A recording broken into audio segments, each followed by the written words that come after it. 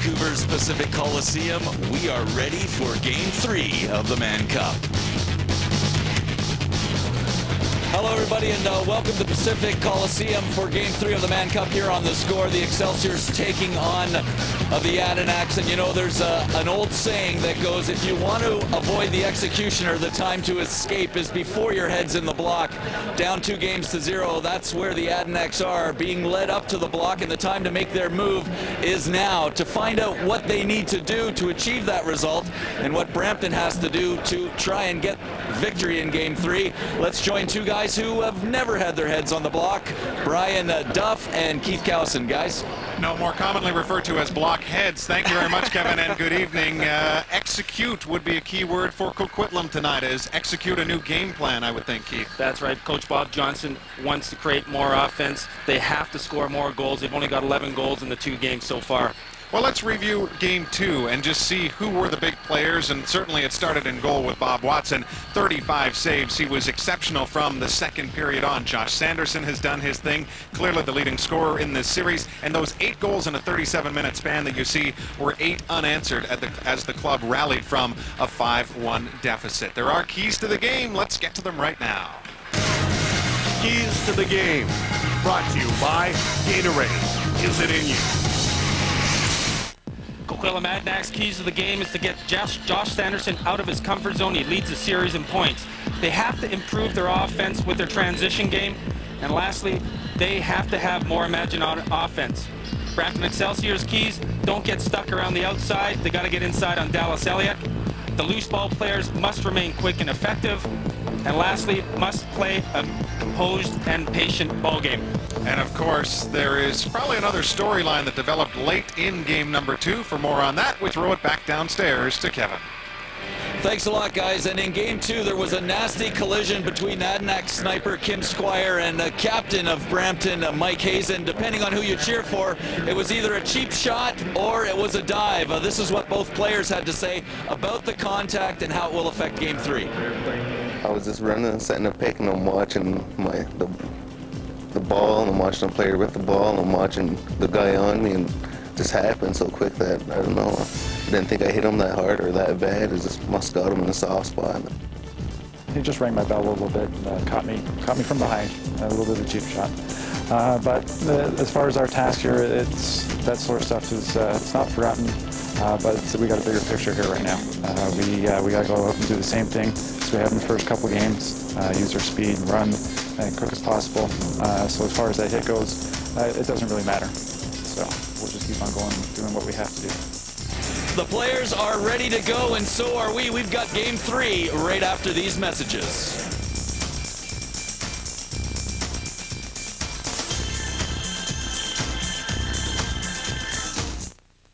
Back in 1820, Alexander Keith's draft wagon was a familiar sight in Halifax. It delivered the finest beer of the day, brewed slowly, carefully, taking the time to get it right. It was the toast of beer drinkers. More than 175 years later, we still brew Alexander Keith's beer his way, then deliver it to wherever fine beer is sold. Alexander Keith's India Pale Ale, brewed only in Nova Scotia. Those who like it a lot. Action Buddy! Yes, it's Action Buddy! Look at him fly when you wave him in the air! Look at his arms move! Look at his legs move! Even his head moves! What a great buddy Action Buddy is! Action Buddy, fighting the forces of evil! Impressed? Neither are your kids. Shaw at Home. Sign up now for your free, no-obligation 30-day trial of Shaw at Home high-speed internet access. The Mann Cup on The Score, brought to you by MediaCom, building trust, integrity, leadership. And by the Vancouver Ravens. Let's rave. There's a new bird in town.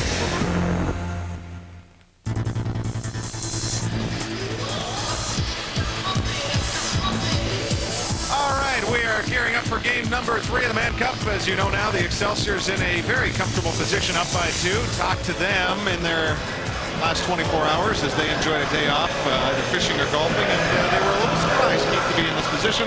Up by 2, they would have been happy just getting a split starting out on the road. Yeah, that's what some of the players had said, and they have admitted that Coquitlam has not played their best game yet, and they're expecting a lot more from Coquitlam tonight.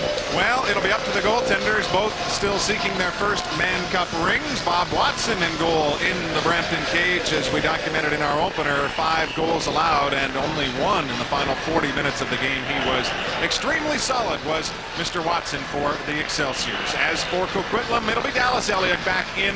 Elliott, of course, was lifted in the third period of game number 2, not really because of his poor play, but more to inspire the troops by putting in Ken Montour.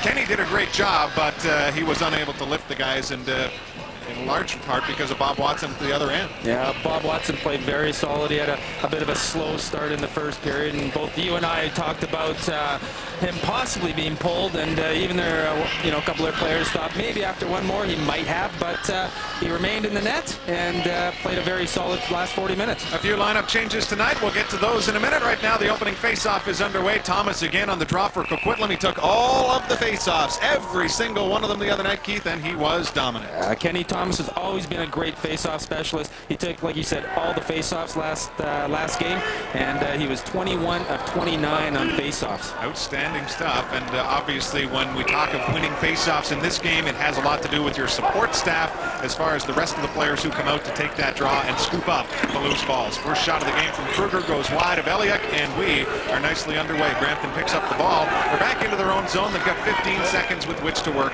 on the shot clock. Working in off the outside, it's Kruger again. Kruger bounce shot stopped by Elliott. Doyle in the crease, takes it out now, looks for a man at the front door, and he's got one. But he can't connect at the other end with Wilson, who is back in the lineup after sitting out game 2 as a healthy scratch.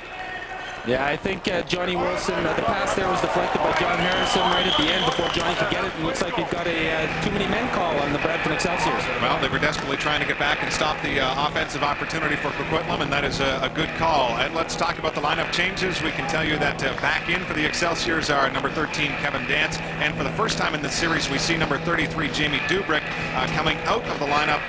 Well, it'll be Wayne Burke, Scott Forbes, Jason Clark, Brian Beazle, and Mike Chesterman. Those are the 5 scratches now, specifically coming out from game 2, where Scott Forbes and Jason Clark. And Clark is a little bit of a surprise. He's had a pretty good series from an offensive standpoint, but he sits tonight. Terry Sanderson loves to mix things up on the Excelsior bench, and tonight is no exception. Kim Squire now starting off the power play for Coquitlam. Squire's been held pretty much ineffective, but he did find himself in the midst of some controversy in game 2 for that hit that we documented on Mike Hazen. Glad to see that Hazen is in the game and okay, and delivering a hack of his own as he tries to kill off a penalty, and a stick up there by Sanderson allows him to retrieve the ball. Now it's a 2-on-0, make it a 2-on-2 as somehow the A's get 2 guys out the door. Shot stopped by Elliott there, and they're quick to recover the rebound. Yeah, good fast break by the Brampton Excelsiors off the short man there, but Coquitlam's able to shoot 2 guys off the back of the bench and catch up to them. Did they do it legally in your opinion? That was pretty quick. It was close. Brampton just got called on the same call. Long shot there from the left side. Malowski makes it 1-0 for the Adanacs. Great top corner shot by Kurt Malowski. So that's the 3rd time now in 3 games. Coquitlam has scored the first goal in all 3 games so far. Here's a look at it. Kurt Malowski has a clear look. Bob Watson has a good view of it. Kurt, top corner. Bob Watson looked like the drop down a little bit early on it. Kurt, once again, not a very hard shooter, but a very accurate shooter, and he picks the top corner. That'll be point number 900 all-time in his career, both playoffs and regular season play in both the Western League and in the Ontario League. So congratulations to Malowski, and he joins Howard and Wolder as the game's first goal scorers in this series. Now, that said, it hasn't worked out when they've scored the first goal, so that stat is pretty much meaningless, but we'll see how it goes on as this game unfolds. What we can tell you is that it was a power play goal, and when you factor in the power plays in this series, Coquitlam was 2 for 7 in the last game, 1 for 5 in the first, so they're obviously off to a good start in this one on that front. Power play, meantime, for Brampton, 0 for 2 in the first and 3 for 7 in the second. So really not a lot of difference between the 2 teams in the special teams category so far. Here's Brunch playing the high position right now, looks for a long shot, fires it wide, back down into the Coquitlam zone it goes, and Elliott scoops it up. 17:50 to go here in period number 1. Adanacs with the quick 1-0 lead. Oh, a little deflection in front of Bob Watson on what appeared to be a long, harmless shot by Brunch. Almost snuck through. Whipper closed the pads just in time. Yeah, he had to be quick to close his legs on that one. Rusty Kruger now carrying it up over half floor. Josh Sanderson, 10 points in 2 games, our game MVP in game number 2 for a goal and 4 helpers. Sanderson far side to Kruger. Driscoll out there with him, along with O'Brien. Setting a pick there was Amy Keynes. Kruger has it knocked away. Elliott keeps it in the crease and now looks for a man, perhaps at the front door. Doyle sprung free, but they won't get him the ball in time. Looks like Coquitlam is moving the ball up the floor a little bit quicker. That's what caused the Brampton team to have too many men and that set up the first goal for Coquitlam. Nice again, stick in the air, deflecting and knocking down the pass was Hazen. He takes it right into his stick and instead gets crunched into the wall, so he wasn't able to start the play as Stroop made a good check along the far boards. Danny Stroop's always been a very tenacious forechecker, and he does a very good job of that. Nice spin move by Colin Doyle. And again, but he's blocked off at the last second there. Good try. Get him back. Get him back. Nice look by Colin Doyle over to Jason Walter for a first-timer. Jason just couldn't quite convert. Hack there along the wall. Again, as Hazen is helmetless in front of the bench. The war of words between the benches has begun. Mark it down, 3:28 into game number 3. It's carryover effect from last game, clearly. Yeah, there's Colin Doyle giving a couple shots that Kim Squire as well. Yeah, just a couple shots before he goes into the bench. That could turn out to be a very dangerous play as well, hitting the guy just before he goes into the bench. Somehow Brampton is the only team penalized on the... Oh, actually we've got 2. Pardon me. I said last game I would never look at the score clock here at Pacific Coliseum, and I've already been reminded of that right now. We do have offsetting penalties. And while the ball was at one end, we were focusing on the skirmish behind Dallas Eliak at the other. I think there's going to be another pair of offsetting penalties here. Rusty Kruger. I think there's Josh Sanderson involved, and they're trying to get under Josh Sanderson's skin and trying to get him off his game. Good luck. Yeah. I mean, it's not like he just became 5'6". Josh Sanderson has been a player from that size all along and has been the best player offensively in this series. Yeah, he sure has. Yes, you do have to intimidate him, but I'm not sure it's going to work. There's Josh Sanderson cutting the net. Andy Ogilvie takes him down. Good save by Dallas Elliott, and that's where it all starts. I noticed the last time Brampton went down the floor, if we watch more tonight, I think it might be Pat Coyle who will be focusing on Josh Sanderson tonight. They're going to try and keep the best defensive player, Pat Coyle, on Josh Sanderson all night. Looks like a pair of 7s went off the last time in O'Brien and Doyle. This time we've got Ogilvie going off to the box. And Kruger. Yeah, I think it was Rusty Kruger that came in to help out Josh Sanderson. So there you go. And now it's 3-on-3, and won't this be interesting?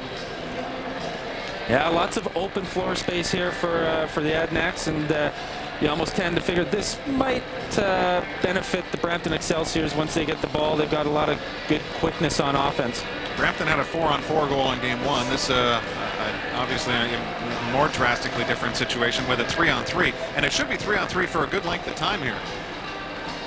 Yeah, it's going to be. We'd tell you how long it would be, but they don't have the penalties up on the board. That's the delay right now. They're just getting all that sorted out. Yeah. So while they do that, let's kind of look at something else that we should focus on tonight. We mentioned some of the scratches from the Brampton side of things. On the Coquitlam roster, John Wilson, we noted, is back in, and Travis Gillespie comes in for the first time in this series.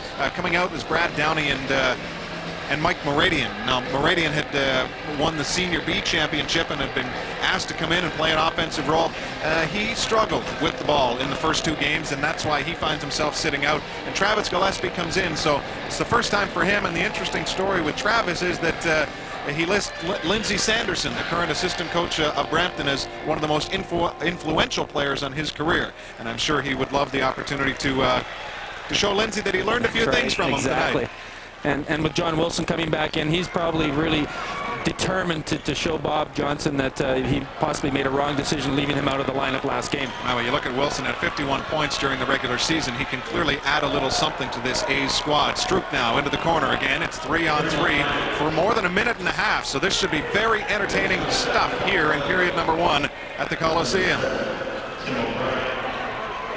Brunt's doing a good job fending off Moss. The ball finally sprung free, but it's picked up by the A's. Shot clock violation, and Brampton will start up the floor with a fresh 3-on-3. Watson to start it up behind the net. Good defense there from Brampton as they tied up Kevin Brunch as he cut to the goal. Our side is Parkin. Chris, he turns 22 on this day. A good opportunity there, but can't score.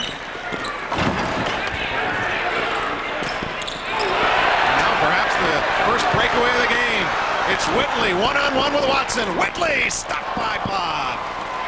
And on the rebound, Whitley with a great effort. Somehow Watson able to come across. Yeah, 2 big saves by Bobby Watson. The first one, sort of right at him. Bobby let the rebound get out. Scott Whitley was there to pick it up, and Bob made a good save. There's 15 to go the other way, and it looks like we've got another illegal substitution, which changes the possession the other way. See the replay here. Here's Scott Whitley coming down on Bob Johnson. Good save by Bob. The rebound squirts out right into Scott's stick, and Bobby Watson came across the net to make that save. 3-on-3 action continues now along the wall. It is Squire. Now Wolder with possession. Wolder tries to spin off his man, doing a pretty good job at then. Had the ball taken away, and Squire with another head-high hit on Sanderson, yet no call. Yeah, that was right at his head. Squire. How did that not go in? I apologize for the delay. I was looking for the ball, and it ended up right in the stick of Ryan Sanderson. He actually made the save right in front of the net. Watson was down and had the stick up trying to prevent Squire from doing anything, but you're right. It was Sanderson who plays the hero. We can't wait for the replay on that. He just stuck his stick up, and Squire threw it right in. But caught up in the moment. Wow. Kruger stopped by Eliak, and then he knocked the net off. I'm convinced that when he saw he couldn't get in position for the rebound, he fell back and knocked it off the pegs.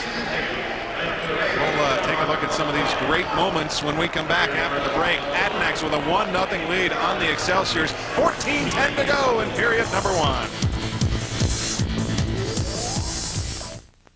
Rise above with Pacific Coastal Airlines. Above the crowds and confusion. Above the security delays and check-in lines. Pacific Coastal offers more flights to more destinations in Western BC than any other airline, including 12 flights a day between Victoria and Vancouver's newly renovated South Terminal. Prices start at just $59 one way with large, spacious 33-seat planes. If you have a connecting flight, our complimentary shuttle drops you off at your departure gate. Rise above the rest with Pacific Coastal Airlines. Yo, what the deal on the Ricky Rail? Just left the crib zone, steady, ready for the field. That's off the top, get it, grip is on the pop. Look at the wrist and twist. Irresistible, gotta hit you with the most flavorful. I'll drink to that wherever you're at. It's understood, no doubt. In my mind, that life tastes good.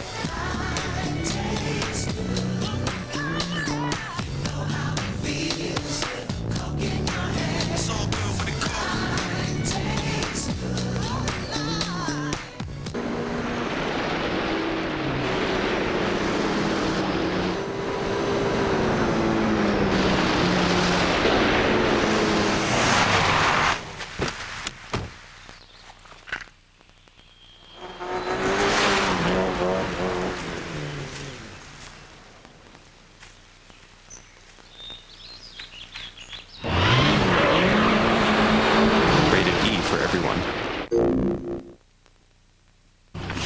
Who are we? The Canadian Forces Army Reserve.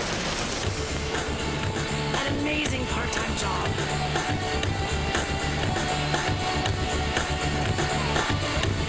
We're a great team.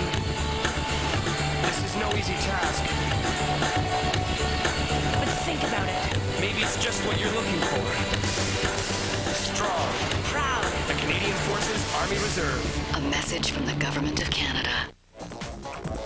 There's a new bird in town. The National Lacrosse League is coming to General Motors Place, and your Vancouver Ravens will be there to score for you. 8 great dates featuring the best in professional indoor lacrosse, with visits from the Toronto Rock, defending champion Philadelphia Wings, and Washington Power, led by Victoria's Gate Brothers.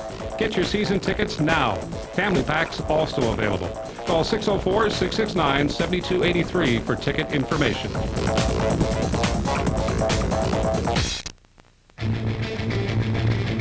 1-0 the score. A's leading the Excelsiors. An exciting first 5 minutes and 50 seconds to period number 1 of game number 3. There's a little dump pass by Sanderson right to Kruger. Now look at Eliak. Does Eliak not knock that off? That's questionable. I mean, he did lose his balance. Here's that Kim Squire play. And don't forget, Squire hasn't scored yet, No, right? there's a fake. He's got him beat. Sanderson sticks his stick out and right in his stick. Right in Sanderson's stick. You know, the way that shot was headed, it might have went into Watson's anyway. That's true, yeah. You know, Squire has just been snake bitten, but he has certainly been an agitator in the last probably 30 minutes of gameplay over the last 2 games. Malowski tried to cut through the middle. Looks like he had his legs cut down from underneath, but it was after the whistle. No call on that. It's Brampton's possession. Yeah, it looked like Coquitlam was caught on a moving pick violation there. So Coquitlam trying to generate some more offense. You're probably going to see a lot more moving picks from Coquitlam tonight. Mike Murray now gets some help from number 33, Jamie Dubrick. And you can't miss Dubrick. He's 6'4", 255, and if he's going to help out on the offense, he'll be doing exactly what we just saw, getting in the way and creating some blocks and some picks for his men. And there's Brampton now being called on a violation for a turnover. It looked like the Brampton player holding the Coquitlam player's stick. Squire up the floor. We are in a 5-on-5 situation now after seeing some exciting 3-on-3 and 4-on-4 play. Malowski from behind to Squire. Knocked down by Moss. Moss runs it up the floor. Good speed for Moss as well. Moss is going to eat McCain's cut for the goal. Stopped by Eliak.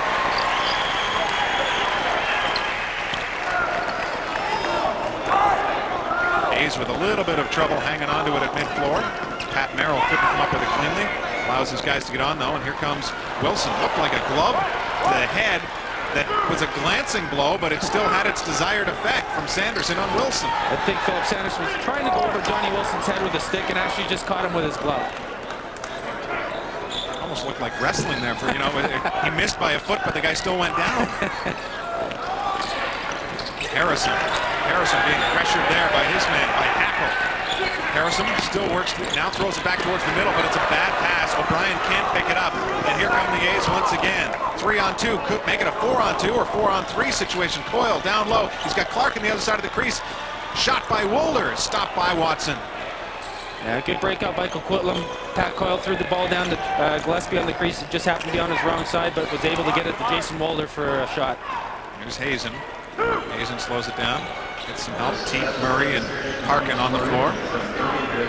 Along with Dubrick and Henderson. Long shot from outside. Goes just to the left of Eliak. Picked up by Smith. Smith run down there.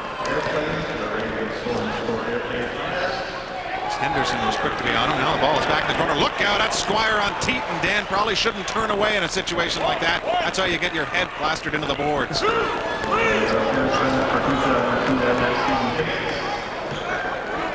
Kruger now. Oh, takes a high stick there from, I think, no, it was Smith. And again, no call. Got to remember, too, A.J. Smith has a wooden stick, so it's not like it's a plastic thing hitting your head. It's so you're saying he might have felt it? Yeah. Man, I don't know. I mean, we've seen a couple of coincidental situations by these officials tonight, but well, we did see the one individual power play. That was the first goal of the game. It's a good effort from Philip Sanderson coming in on Dallas Eliak, and Dallas takes a little exception of him sliding into the crease. Tell you what, Phil Sanderson scored in the last game, Good his effort. first ever Mann Cup goal, and noted for his defensive play. He's been really shifty and exciting to watch when he has ventured into offensive territory. Yeah, he did very well there to protect the ball from the Adanac player. Doyle now, shot from the outside, stopped by Watson.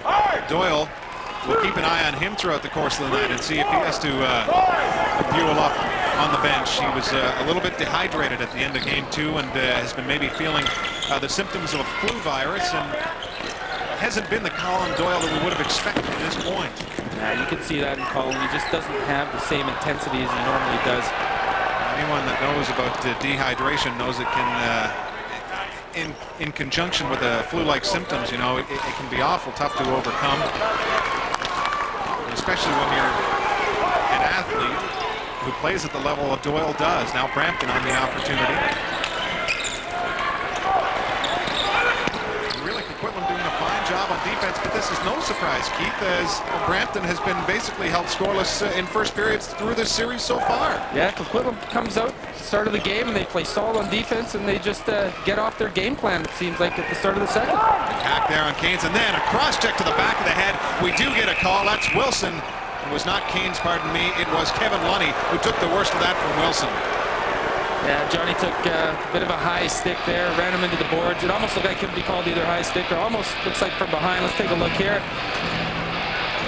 Yeah, he did definitely catch him with a high stick, and Johnny's going to be sitting down for 2 minutes. So Brampton will go to their first power play of the game. Coquitlam already 1 for 1. There it is. Johnny catches him, yeah, just a little bit high.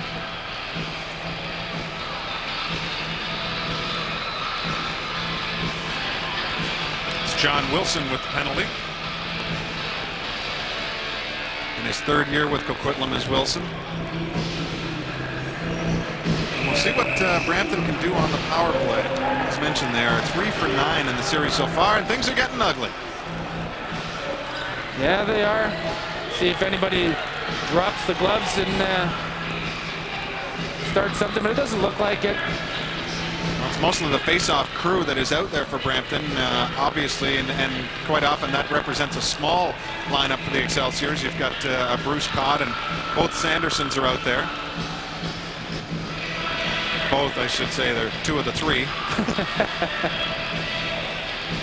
I don't think there's going to be any penalties called here. I think they'll just let them go. But no surprise, number 13 for Brampton was involved, Right and that's Kevin Dance. Yeah. Dance sat out game 2, back in for this one. Gives them a little more speed on the back end. And we'll see how the Excelsiors do on the face-off situation. That one, again, was swept away by Thomas, but he didn't get the support he was looking for, and, of course, they were shorthanded in that situation. That's right. One extra guy for Brampton. Well done by Brampton to pick up that loose ball. Josh Sanderson, Mike Murray, Dan Teat, Amy Caines on the power play workers here for the Excelsiors. I think Chris Park, no, Kruger on the other side of the crease next to Elliott. Now loose ball picked up by Brampton. Rebound! Call it in the crease on Kruger, reaching in to pick up that loose ball. Josh was just waiting for that ball to come out, or sorry, Rusty was just waiting for that ball to come out of the crease, and it just wasn't coming out, so he thought he'd stick a stick in there and try and fish it out. Tough call. You almost, as a player, you think when it's in the air you should probably get away with it as opposed to scooping it up off the ground, and he couldn't wait any longer, really. Well, you're standing there knowing that you're going to get hammered in front of the net as well, right. So you want to pick it up as quickly as possible. Absolutely. Wolder now finds a man in the middle, but he's taken down. Walowski looking for an interference call from the official. He comes back with a high stick on Sanderson instead. Adanacs doing a great job on the penalty kill right now. Doyle's in possession, 1:14 to go in the penalty to Wilson. There's an interference call on Kurt Malowski's. He gave his man just a little bit too much of a shove. Turn over to Brampton. Well, let's see what the Excelsiors do on the power play now as they send out the fresh troops. Again, it's Murray, Teat, and Sanderson up high right now. Kruger and Amy Caines down low. Sanderson hasn't really taken many shots yet. And there, a little flip pass to the outside, stopped by Elliott. Murray let it go. Amy Caines pressuring in the corner now. Ball bounces out of play, and possession to the A's. And Stroop now to run the floor in a shorthanded situation. Lunny chasing him down off the bench. A couple of scoop shots there, and Watson gets them both. Now the long pass, not as hard as they would have liked to get it to Dance in time, but it doesn't much matter. It's a delayed penalty on the play. Brampton will possibly be up 2 men, but there's only 25 seconds to go in the Wilson penalty. They could almost exhaust it before the next whistle is blown. It is 2 men now with the goalie out. Elliott stopping the shot up high from Murray. And for 17 seconds, the Excelsiors will have a 2-man advantage. Yeah, Coquitlam got caught coming off the bench a little bit early. Brampton looking for the fast break. Pat Coyle just coming out the back gate. And we're caught with too many men. So Wilson had 17 seconds to go in his penalty.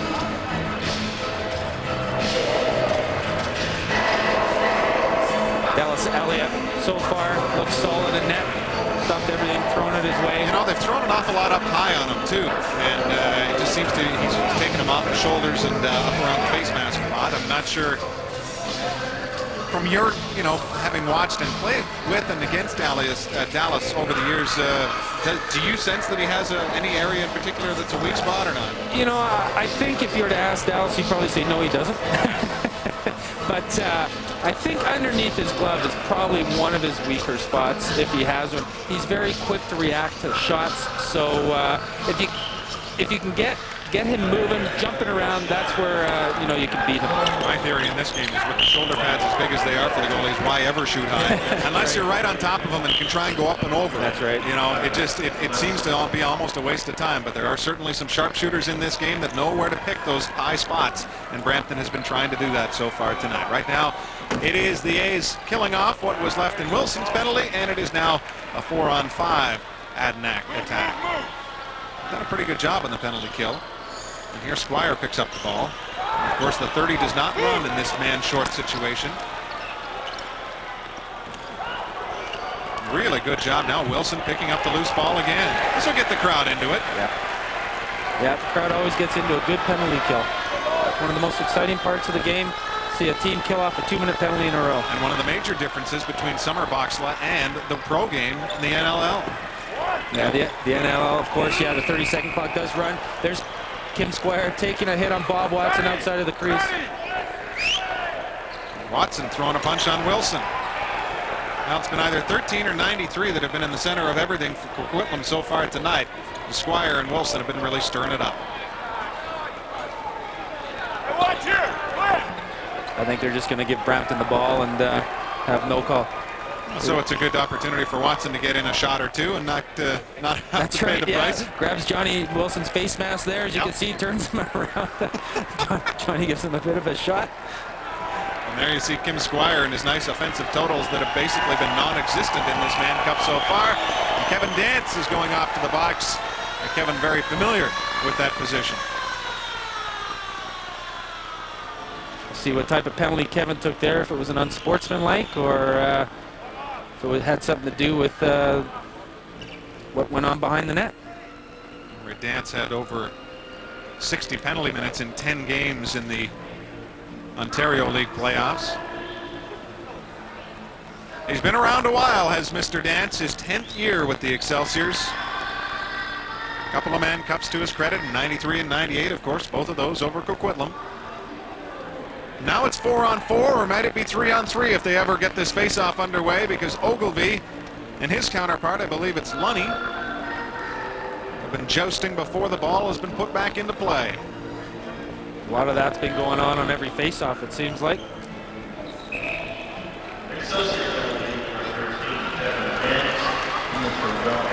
Roughing penalty to Dance on the play.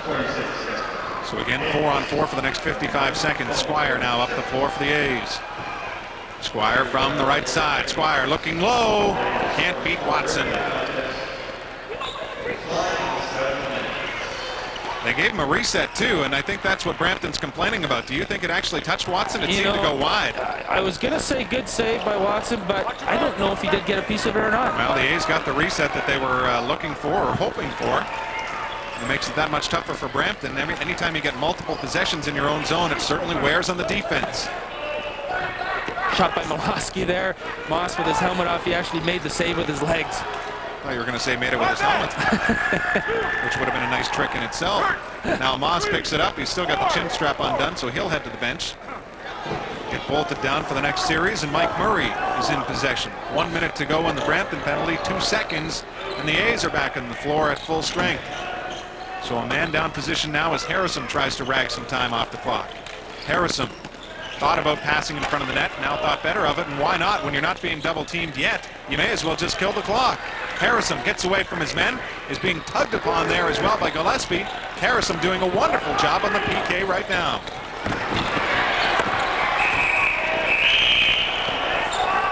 Probably earns a face-off, does he not? Or we're going to see a possession? Yeah, I'm not sure. He fell against the boards there, and I don't know if the ball went underneath him. He started to lose his balance, and then the Adanacs players gave him a little bit of an extra shove down to the ground. Price you pay when you're a man down. That's right. Good job by Harrison, though, as he killed quite a bit of time off the clock. Absolutely. We're down to 32 seconds left in the dance minor. Both teams seemingly taking their time here on the change, and Bob Watson was heading to the bench. I was thinking he might go for a little bit of water. Did Dallas manage to sneak to the bench there for a little refresher? Or?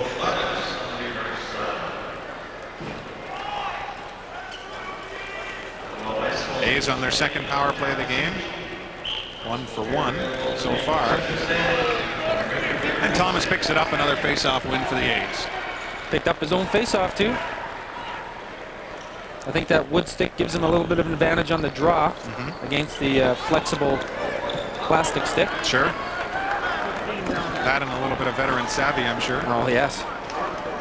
That's Wolder from up top. Wolder's let a couple of rockets go in this series. Goes high on Watson there, but misses the twine. Big-time collision in the corner, but the A's still come up with the ball.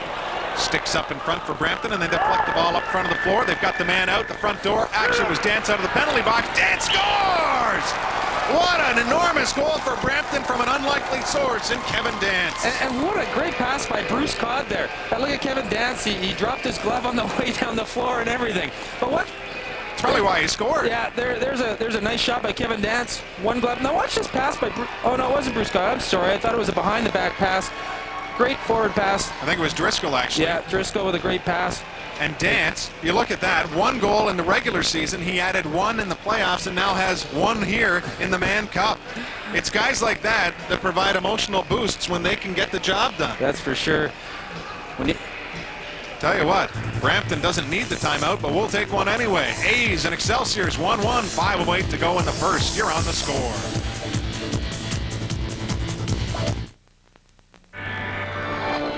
I remember 20 years ago how they turned the racing world upside down. First by introducing the race car with quattro all-wheel drive, and second by having a woman driving.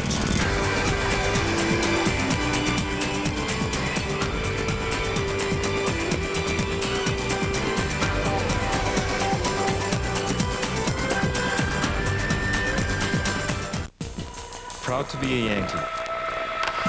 Proud to steal the glory from a 400-foot drive. Proud to have played stickball. Proud to be Puerto Rican. Proud to play in a New England. Proud to be a 6-time All-Star. Proud to break up a double play by any means necessary. Proud to take batting practice till my hands bleed. Proud to play in a new era.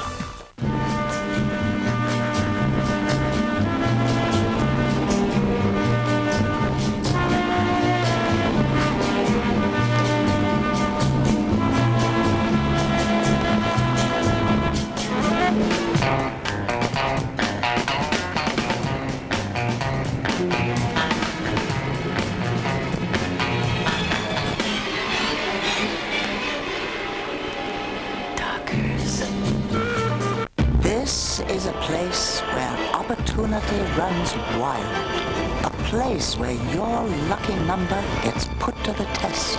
And where a dog is no longer man's best friend. This is a place where there's no scripted story. It's a place that asks you to pick an ending and put something on it.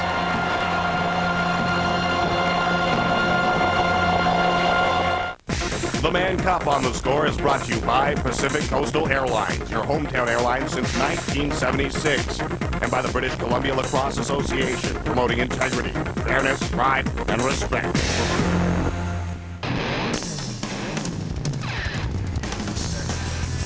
All right, welcome back. A's and Excelsiors, all even at 1. Just under 5 minutes to go now in the first period. Giving Bruce Codd the assist on the Kevin Dance goal to tie things up at 1. I don't know what Codd would be more proud of, that assist or the big 25-pound salmon he caught on his day off. He provided lunch for his teammates. Yes, absolutely. A local restaurant was gracious enough to take his 25-pound salmon and do it up for the boys. Hopefully it's cooked fine, and yes. There's no food poisoning, or else yes. the whole team... Yes. They'll be casting a leery eye at Codd if that would be the case.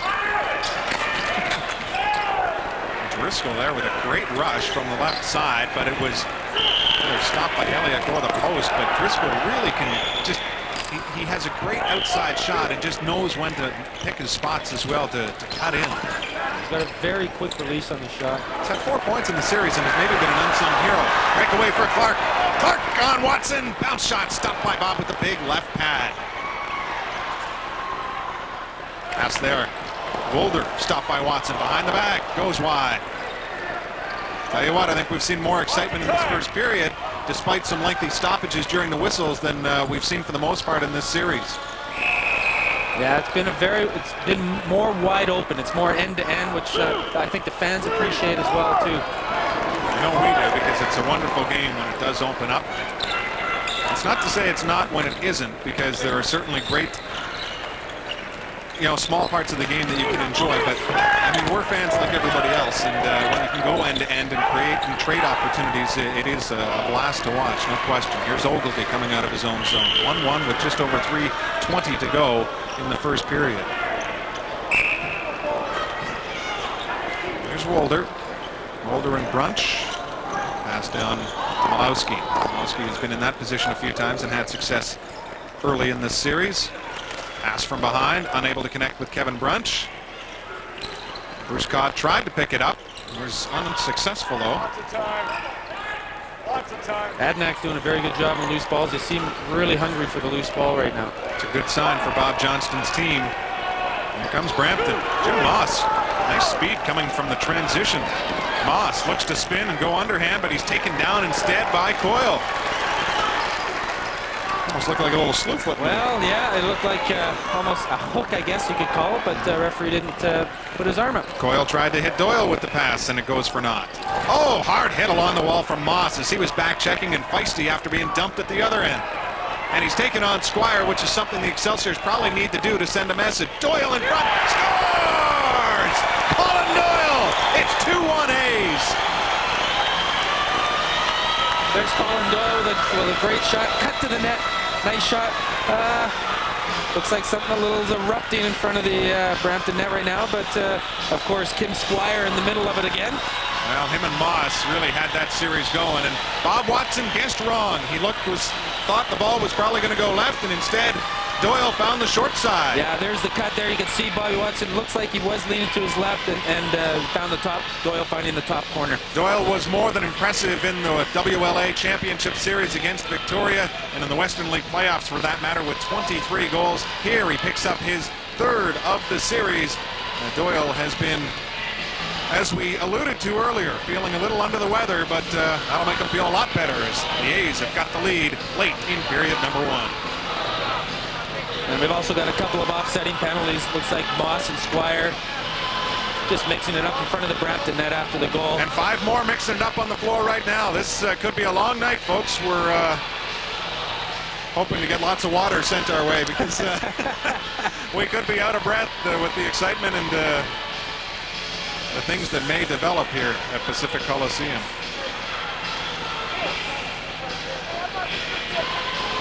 Phil Sanderson's always in there, it seems.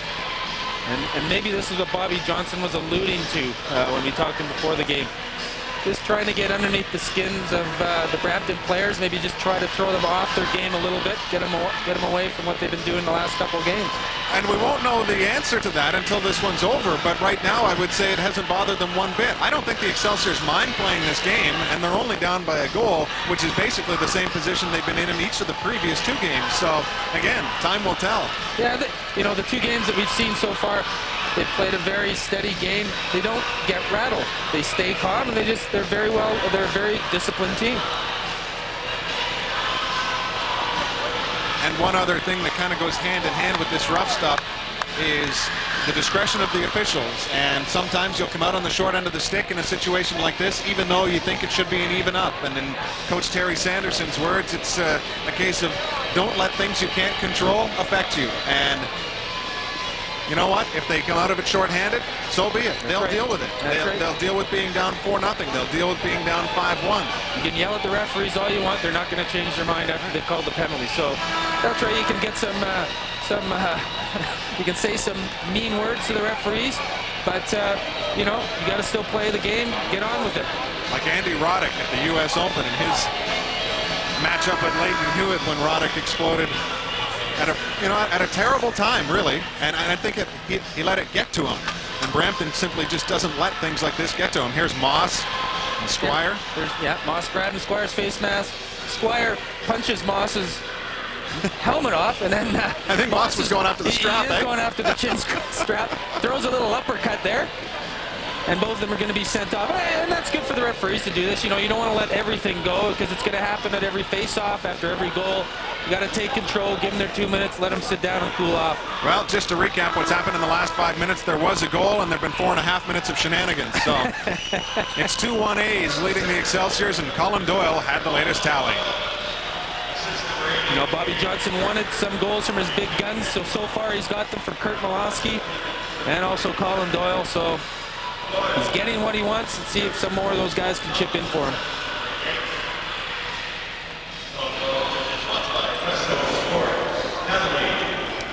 Goalie picks it up now.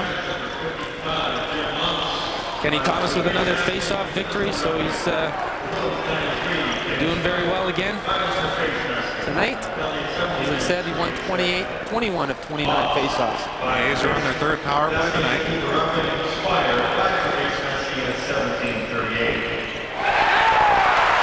Shot there from the right side is deposited by Wilson.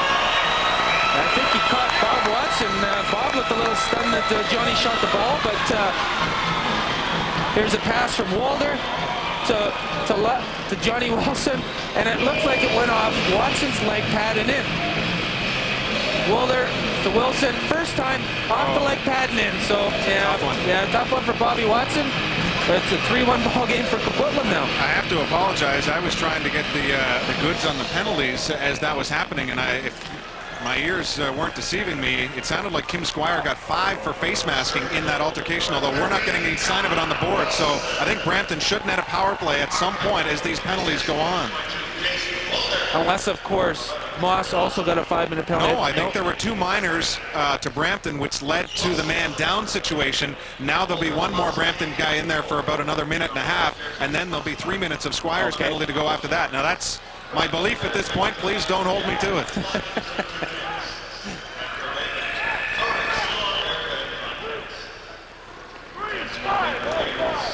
30-second violation turnover for Coquitlam.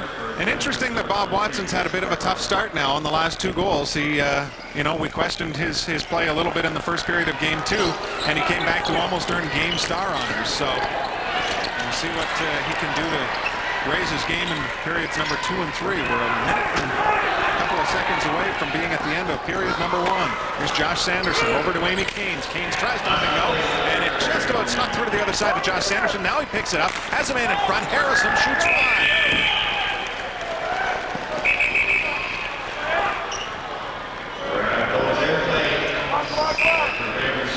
Doyle starts this rush. Now it's Doyle on the floor. He's got Malowski out there with him, and Gillespie as well.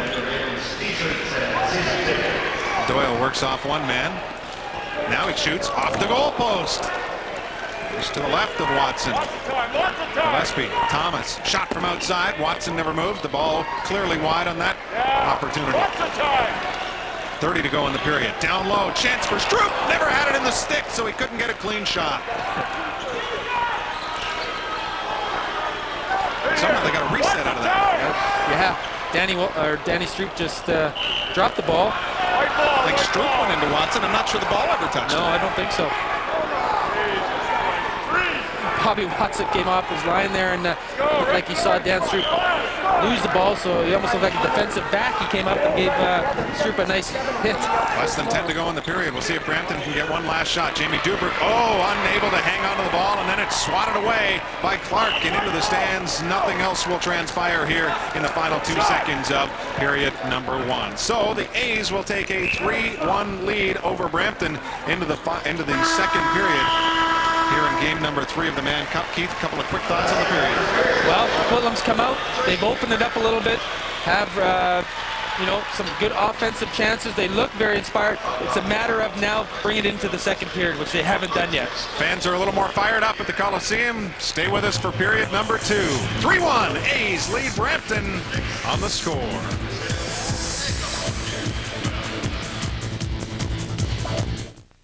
It's not enough to be the 2 best middleweights on earth. To be undefeated like Felix Tito Trinidad. To have 13 successful title defenses like Bernard the Executioner Hopkins. Because what's at stake is pride, country, and the first undisputed middleweight crown in 14 years. Trinidad versus Hopkins, September 15th, live on pay-per-view. Contact your pay-per-view provider to order. 2 great champions, and there was one.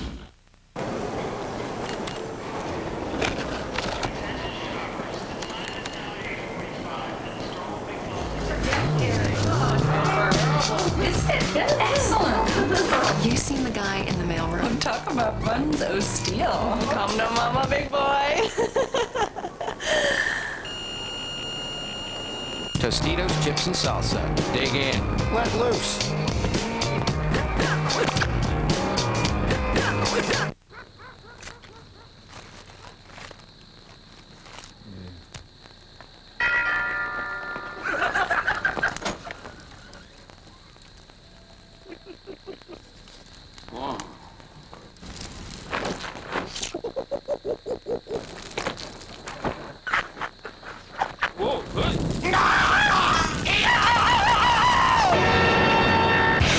Brother Jake, mornings on Classic Rock 101.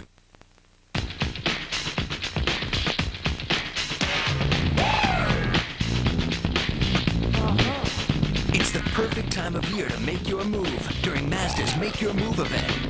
Get low 0.9% purchase financing plus no payments and no interest for 60 days on the 2001 Mazda MPV. A Consumer's Digest Best Buy 2 years running. Now's the time to move during Mazda's Make Your Move event. Who are we? The Canadian Forces Army Reserve. An amazing part-time job.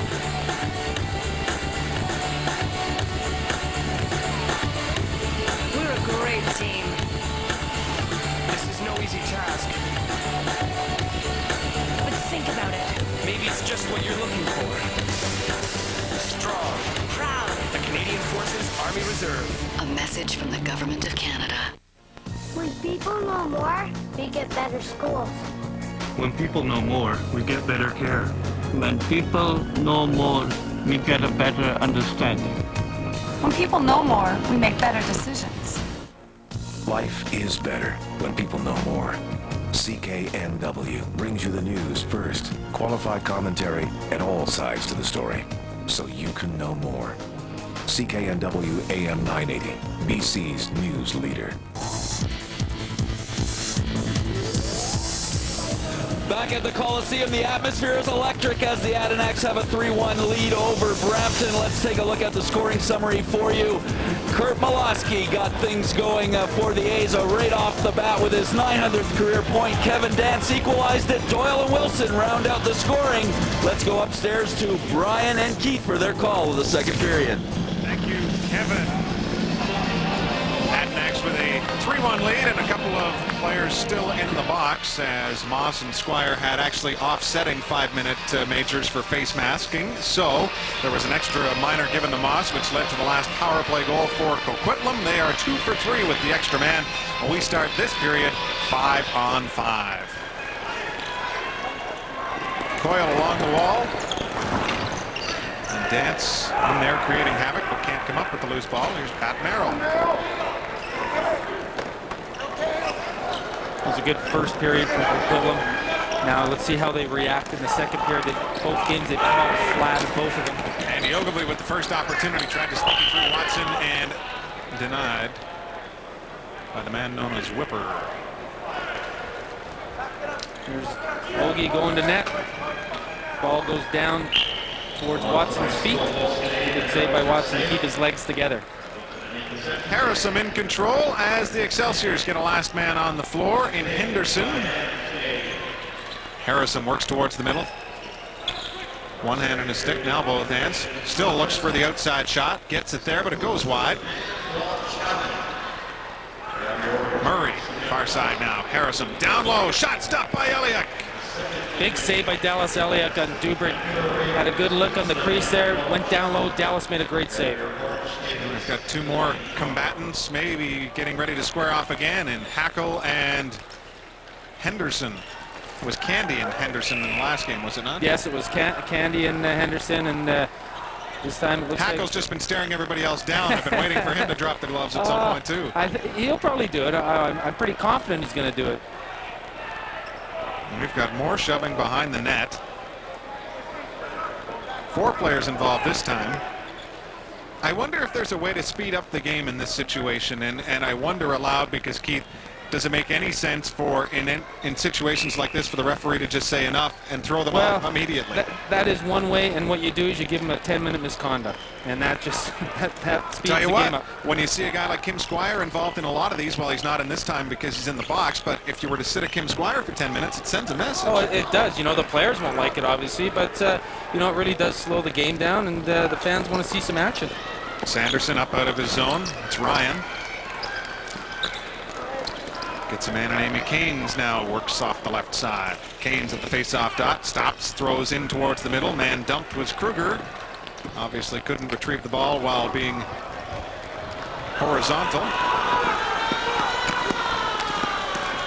And no, that's not the end of the period you're hearing. That's just an artificial air horn, I believe.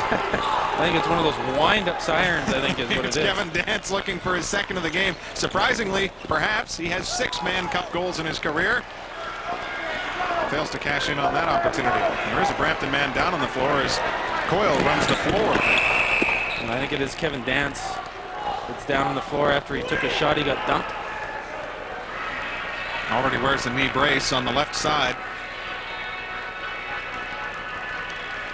And having not played it at this level, I can only ask you what it feels like when both knees hit the concrete. Well, some mornings I have a hard time walking right now. I've had a couple surgeries, but the concrete is hard. I know it's probably a little bit better on the turf in the National Lacrosse League. There's Dance going down, and he might have been hit from behind a little bit after he shot. But, you know, as you can see, nobody wears knee pads in this game like we used to as kids. That's right. Who was in charge of that, Don Cherry? Or? These knee pads have got to go. It is interesting you mentioned that, though, because I thought I recalled it being commonplace when I started following this game, and very quickly it was not. Yeah, it was. Everybody wore knee pads, and I can't even remember when I stopped wearing knee pads, but you know, I guess players just think they're restricted. And here's a great opportunity now for Lunny. Lunny, shot stopped by Elliott. Tried to sneak it through between the body and the left arm. You know, it almost looked like Dallas Eliak was leaning towards his stick side, and Lunny threw it his glove, and Dallas got back to save that one. 11 at the other end is Malowski. Outside shot. Tries to go through the 5-hole, and it's stopped by Watson. Malowski picks up his own rebound. A wraparound high check by Sanderson. Then he kicks it. Thought it was going to go up into the crowd, but it just goes up to Brunch. Brunch to Wilson. Back to Malowski. Down low in the near corner here. It's Howard who had 2 in the opener. Wilson now, one of the marksmen in period number 1. Malowski 6 on the shot clock. Malowski working in. Score! Malowski with his second of the game. It's 4-1 for the A's. Kurt Malowski comes around the outside. I'm not sure if the pick was set for him. Post, there it is. He was set free. He's on his wrong side, and I like this shot. I like it. The goalie, I think, expects you to go to his glove side there. He pulls it and goes far side. That's one of my favorite shots when you coming in off your off wing. Well, it's key that they have a hot Malowski in this series, and perhaps he is warming up with 2 tonight, including 1 on the power play and that one there moments ago. All 4 goals for Coquitlam scored by their big gunners, and that's what Bobby Johnson has said he needs. He needs offense from his big shooters, and he's receiving that tonight. A couple of Kevins set him up in Howard and Brunch. Once again, the A's find themselves with a 4-1 lead.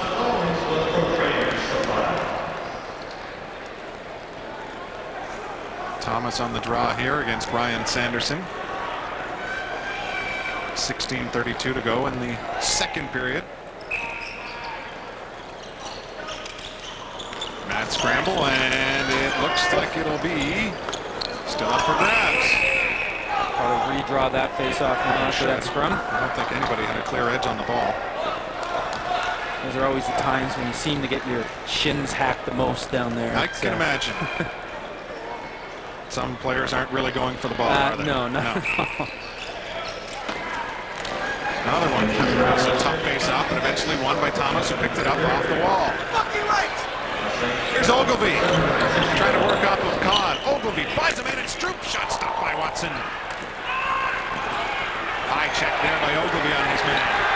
Scott is taken to the floor. Now it's Hazen up to Driscoll. Driscoll's been pretty quiet in this game so far. But I suppose that could be said for almost all Brampton shooters. Shot there by stopped by Eliak on Chris Parkin, who snuck in from behind the crease. I like that play as well, when a guy seemingly disappears and then comes out. Great opportunity at the other end, and it's fired wide. Jason Wolder wound up underhand style and let it sail to the right of Bob Watson. He's got a pretty wicked sub shot, and he let that one go just a little bit too high on Watson. Squire now. He and Moss are up the box. Oh, and a nasty pick right to the face of Moss, as Doyle did the damage. Moss again without the helmet. I'm not sure why he's bothered bringing it tonight, because it spent more time on the concrete. Does he? Well, he does wear a chin strap, yeah. Rather loosely, I might add. So Moss goes off. And Doyle, between Doyle and Squire, they have really been calling Moss's number the whole night. It's one of them that is in the face of Big 55 all the time. That's right. There's a good opportunity there. Is denied as Sanderson, I think, was trying to get the pass. Ends up being dumped on the play. And now there's another tussle behind the play. It's Hackle and Henderson. Oh, and this is going to take the life right out of the crowd at the Coliseum. We knew that was going to happen eventually from Jamie Hackle, but the referee, Dwayne Zillberger, stepped in between them. And both of them are going to go sit down probably for a couple minutes. If you were with us in game 2, we saw Hackle. Hackle, after his little incident behind the net, he came back to his own bench, and I guess a lot of chirping came from the Brampton bench, so he looked like he was writing some numbers down. And talking to Jamie Hackle before the game, Henderson was one of those numbers that he had down on his list. So not really one down. He hasn't. They haven't really gone at it yet, but we might see that after they step out of the box. And somehow they get 4 minutes each when they weren't even allowed to confront each other. There was the initial contact, but. And again, maybe this is a message sender. This is the most you can give the guys without giving them the majors in this situation. Here it is here. Just a couple shoves to each other's head. To me, that's roughing. You know, to be quite honest, and while I don't want to sound, like I'm speaking out of both sides of my mouth, because I wanted the nonsense maybe halted a little bit, I just wonder what justifies the official call sometimes. Yeah, I mean, to me, that's not nonsense. They were going to go at it. I think 2 minutes each is a fair call. Howard charges to the goal, charges on top of Watson. We've got 5 guys in the crease. Can't wait to see what happens here. Well, Watson's the first one up. It's always a good sign if you're a fan of the goaltenders. Howard has spent numerous moments in the back of the net. And while everybody appears no worse for wear, the Adanacs have a 4-1 lead on Brampton. We're back at Pacific Coliseum after this timeout. You're watching Man Cup action on The Score.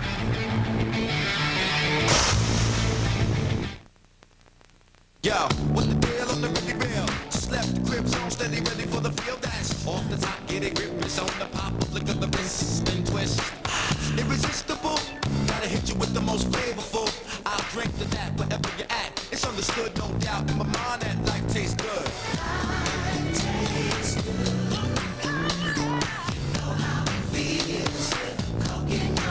It's all good when it comes.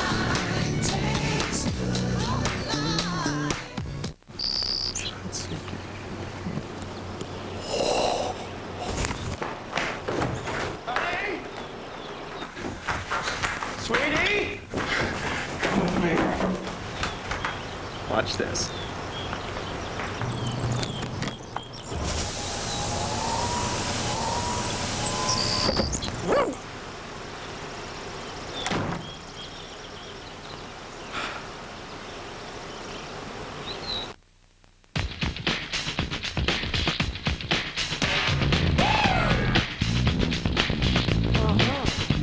It's the perfect time of year to make your move during Mazda's Make Your Move event. Get low 0.9% purchase financing plus no payments, no interest for 60 days on 2001 Mazdas, MPV, B-Series 626, Millennium, Miata, and Protege. Now's the time to move during Mazda's Make Your Move event. Yo, what the deal on the ready rail? Just left the crib zone, steady, ready for the field dance. Off the top, getting grip is on the pop, flick of the wrist and twist. Irresistible, gotta hit you with the most flavorful. I'll drink to that wherever you're at. It's understood, no doubt, in my mind that life tastes good.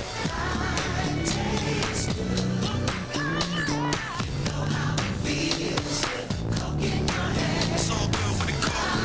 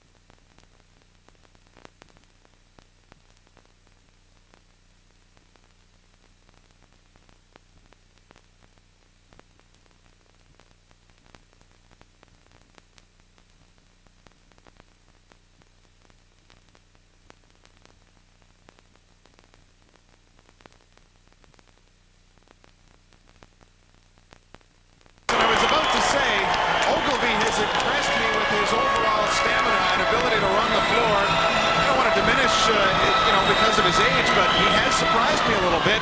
And boy, what's a great shot there. Goes right through Bob Watson. Yeah, I think there's a bit of a screen here. I can't really tell from that angle, but I'm sure Bob Watson was screened by. Here's a good look at it from Jim Moss and Pat Coyle. Coyle runs right into Moss, and yeah, definitely Bob Watson was screened and put it right. Andy Ogilvie puts it right between the legs of Bob Watson. 36-year-old Andy Ogilvie with his 19th career Mann Cup goal, and this is his 40th Mann Cup game. You are listening correctly. 40th Mann Cup game as he played in 87, 89, 91, 92, 94, 95, 98, and here in 2001. What a warrior, and here he is again.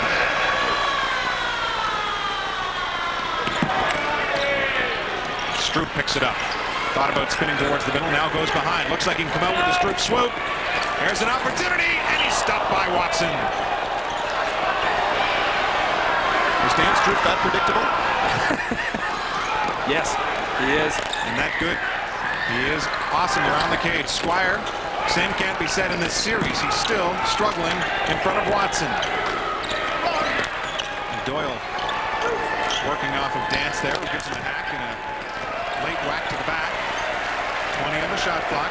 Doyle. Doyle now looked for the pass. Malowski was free off the bench. Doyle's got a clear lane now, and then it's shut off in the last second by Dance. They say Doyle had a tiptoe in the crease. It's possession Brampton. Good first 7 minutes for Coquitlam to come out and play an inspired ball, which is probably Bobby Johnson probably just tried to keep him on a high after that first period. Brampton, one of the keys of the game was they have to get inside, not stay around the perimeter, and that's what they've been doing. As you can still see, they're still way outside, and everything seems to be coming from the outside, all the shots. Bounce pass there, had no chance of getting through, and Coyle picks it up. 2-on-1, and it will be a 2-on-1. Brampton can't get back in time. Pass over, bounce shot, score! It's Clark from Coyle, and it's 6-1 Adanacs, their biggest lead of the series. Well, there's another transition goal. You got Pat Coyle, and you got Glenn Clark, both breaking up the floor. It's not very often we see a 2-on-1, but there's Coyle dumping it off to Clark and puts it past his Rock teammate Bobby Watson to make it 6-1 Coquitlam. I thought he was going to bounce it far side, but instead he put it straight to clean went through to the him. short side. Good play by Pat Coyle on the 2-on-1. He drew his man over to him and then easily flipped the pass over to Glenn Clark, who scores the goal.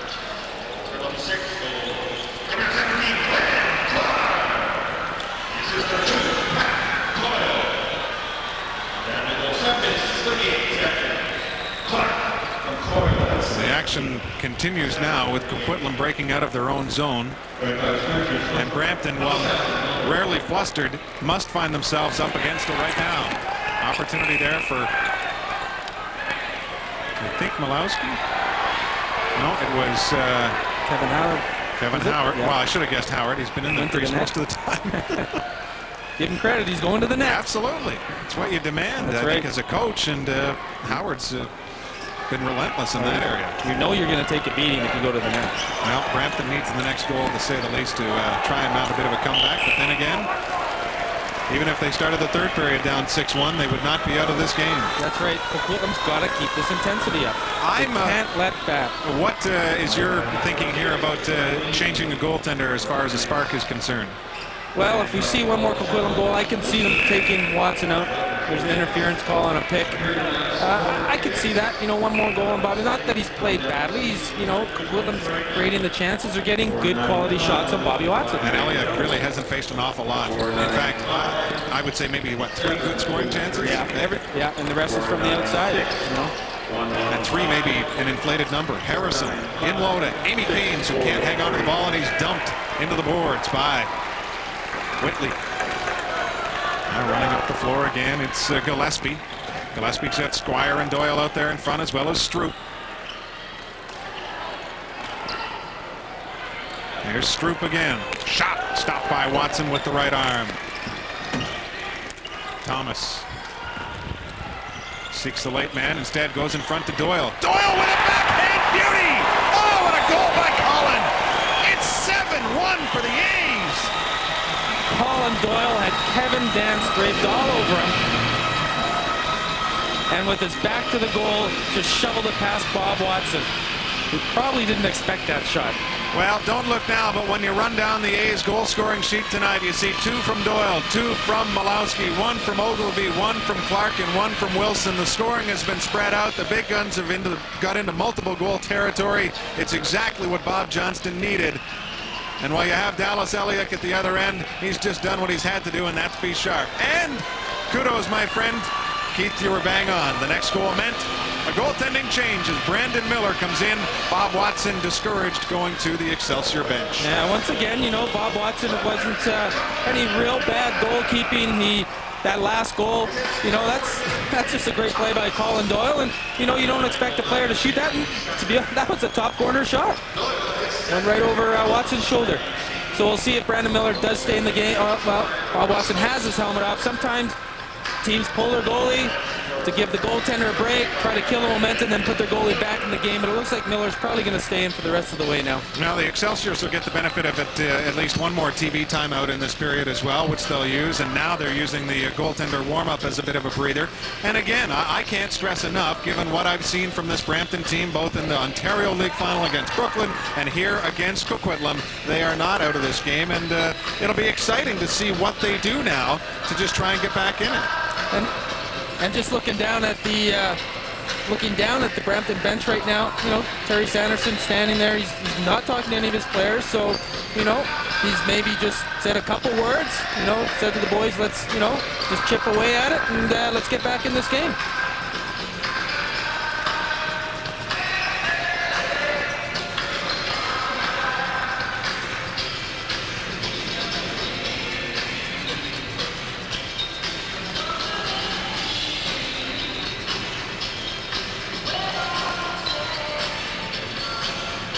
Face-off coming up here. No surprise that it's Thomas. And if you watch Kenny Thomas, he takes his face off with a wooden stick, as you can see there. And when he plays his offensive shifts, he uses his plastic stick, I'm pretty sure. Well, you haven't been wrong in the series so far, so I don't think you'd start now. Mine, on the other hand, I'm working well below 500, I think. You are on the road. Yes. It's always tough starting on the road. Oh, boy. 7-1 A's over Brampton right now. Malowski is looking for the hat trick. Doyle's got a pair as well. And another one just lost his lid. It's Wolder retrieving that yellow bucket. And here's Codd. And behind the back passes, Brampton tries to get some new legs on the floor. How much is Coquitlam's size playing a role tonight? Are they doing something from a physical standpoint that is just preventing Brampton? Just watching them on defense, they're just playing so physical. The last couple games, they had the lead going in the second, and it just seemed like they eased off on defense, and they're just punishing Brampton right now. Long pass, Malowski caught it and then tried to get it to Stroop, but it didn't work. Into the wall they go. Sanderson and Hazen. Hazen comes up with it. No surprise there. He's a tremendous defensive player.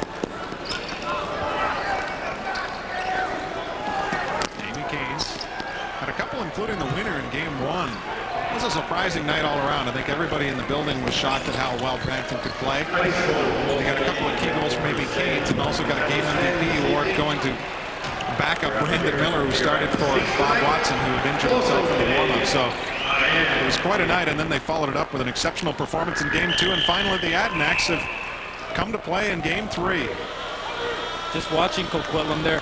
Off the ball, they're right in the faces of Brampton. They're just getting the glove in there. They're grabbing the stick. They're just trying to really irritate the Brampton players. Doyle tried to get the quick release there after taking the pass from Squire, but it didn't stay in the stick long enough. And now we have another man dropped on the play. It's Rusty Kruger. He's taking a bit of a beating.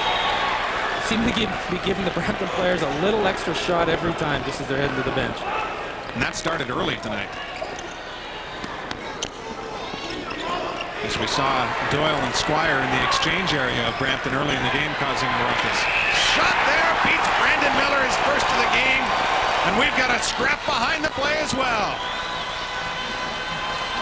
Is the goal going to count? I don't know. I thought I heard a whistle before the shot was taken. Well, given the reaction of the Coquitlam goal scorer, I think you're right. I don't think this will count. No, I thought I heard a whistle, and I just thought it was blown prematurely before it was in the net. I thought Ray Durante might have blown it. You're seeing 3 guys, or at least right now only Wilson, but Glenn Clark was already in the face of the official trying to, signal a goal, and I think he got brushed off. Yeah, I don't think it's going to be a goal. Yeah, Ray Durante just waved it off, so it's not going to be a goal. A fight broke out just before Johnny Wilson had a shot. What I find interesting is that their first shot on Brandon Miller was high, something they weren't successful at in game number 1. Yeah, that's what the Coquitlam players talked about after the game, how disappointed they were that they weren't shooting high on Brandon Miller. So it was Tim O'Brien and A.J. Smith tangling up at center floor. Tonight's the night when you require 100% peripheral vision so you can see what's going on. That's right, exactly. At both ends of the floor, and remember, and last night after the game, I said it wasn't going to be a very I didn't think it was going to be a game like this, so I'm wrong there. Well, there you go. I thought it would be physically played, but I didn't think there'd be a lot of this type of action going on.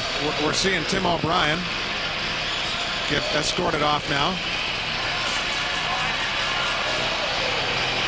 Much to the delight of the bench and the fans. So I'm guessing that O'Brien has been ejected. Hey. Because there's 8:19 to go in the period. They wouldn't send him off in this situation. Nah, well, unless he had a 5 and a 10 maybe. Send him to the dressing room right now, but probably a game misconduct, you're right. The A's are still upset about the non-goal.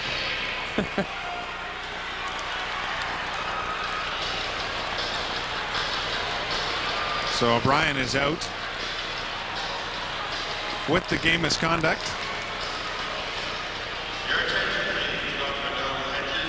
And first period that took over an hour to play.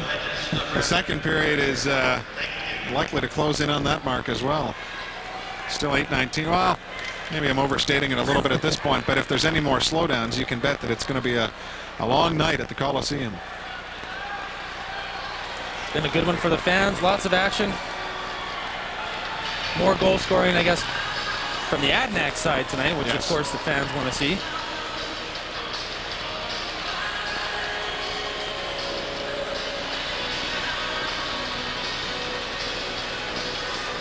So a couple of penalties on the board for Coquitlam. The latest is Glenn Clark getting 2 minutes.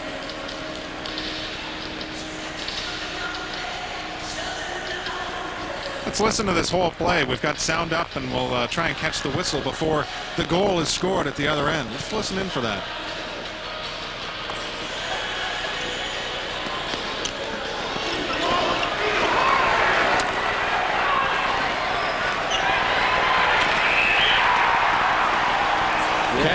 Came about right as the ball was entering the net, maybe even a split second after, and Wilson obviously disappointed because I think he got the signal right away from the ref that it was no goal. Yeah, that's a tough call. That's one of those ones that, having dealt in the NHL for quite a few years, the referees have often termed it the intent to blow the whistle. That's right. And if the sound doesn't necessarily come out before the goal, it was the intent that the whistle was going up to the mouth, and only the referee can make that decision. Yeah, they're the only ones that can know. Yeah, it's a tough break for the Coquitlam Adanacs, and Johnny Wilson. Would have been his second goal of the game. Playing more inspired tonight. So it looks like the Adanacs are going to be shorthanded for 2 minutes. As you can tell, I'm letting Keith handle all the penalties from here on in. You're going to make me look foolish now if I'm wrong here. You're just passing it on to me, are you? Yes.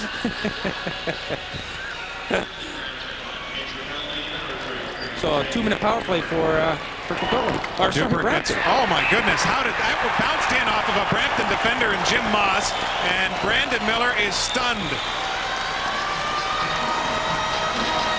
It was a loose ball that had nowhere to go, but decided it may as well go in the back of the net. Look at this one, I was looking at the penalty clock, so I didn't see it, so this will be my first look at it. There's Ogie. He's in. Oh, no, he just got rid of it. It never came out of his stick cleanly. No, he dropped it, and then it looked like it went off a leg of a Brampton player past Brandon Miller. And it wasn't Jim Moss. Jim was actually the late guy in the crease there. It was someone before that, so we apologize, but what a strange turn of events, and Andy Ogilvy takes his second of the game. Nice shot, Andy. He'll take it. Hey. It's 8-1 for the A's. Just under 8 to play in the second. That's a 10-second violation on Brampton.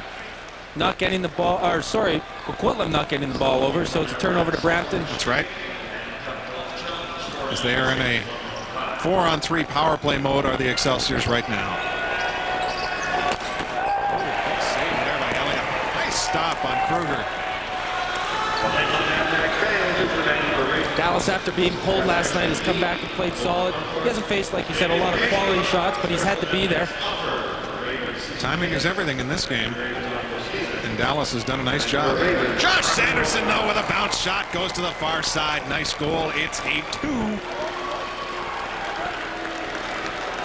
Good ball movement from the Brampton power play. There's the man they're trying to shut down, Josh Sanderson, but there's not much you can do on a 4-on-3. Somebody's going to be open. It just happened to be Josh Sanderson, and he bounces it past Dallas Elliott to the far side. Good shot underneath the glove on Dallas Elliott. 8-2 Coquitlam. He makes it look ridiculously easy, doesn't he? Yes, he does.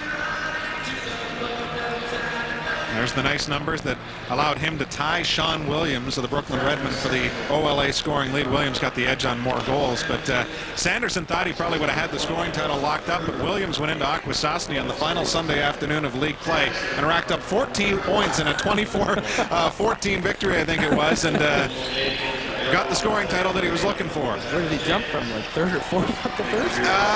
Surprisingly, I think he might have been second, but I think JT, John Tavares, might have been in the mix as well, but of course, he didn't play the last few games of the season as he moved out west and finished the year in Victoria. I think JT finished top 10 in both leagues then, I think. It was staggering the numbers that Tavares put up out west with Victoria. Led the playoffs in points as well, but he didn't secure a spot for his team in this coveted Mann Cup final, which has the A's with an 8-2 lead on Brampton. We'll take a break. Just under 7 to go in the second. Lots of lacrosse to be played. Stay with us. You're on The Score.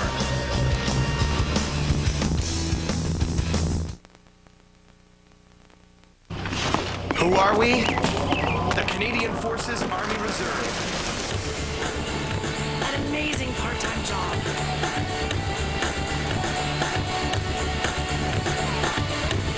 We're a great team.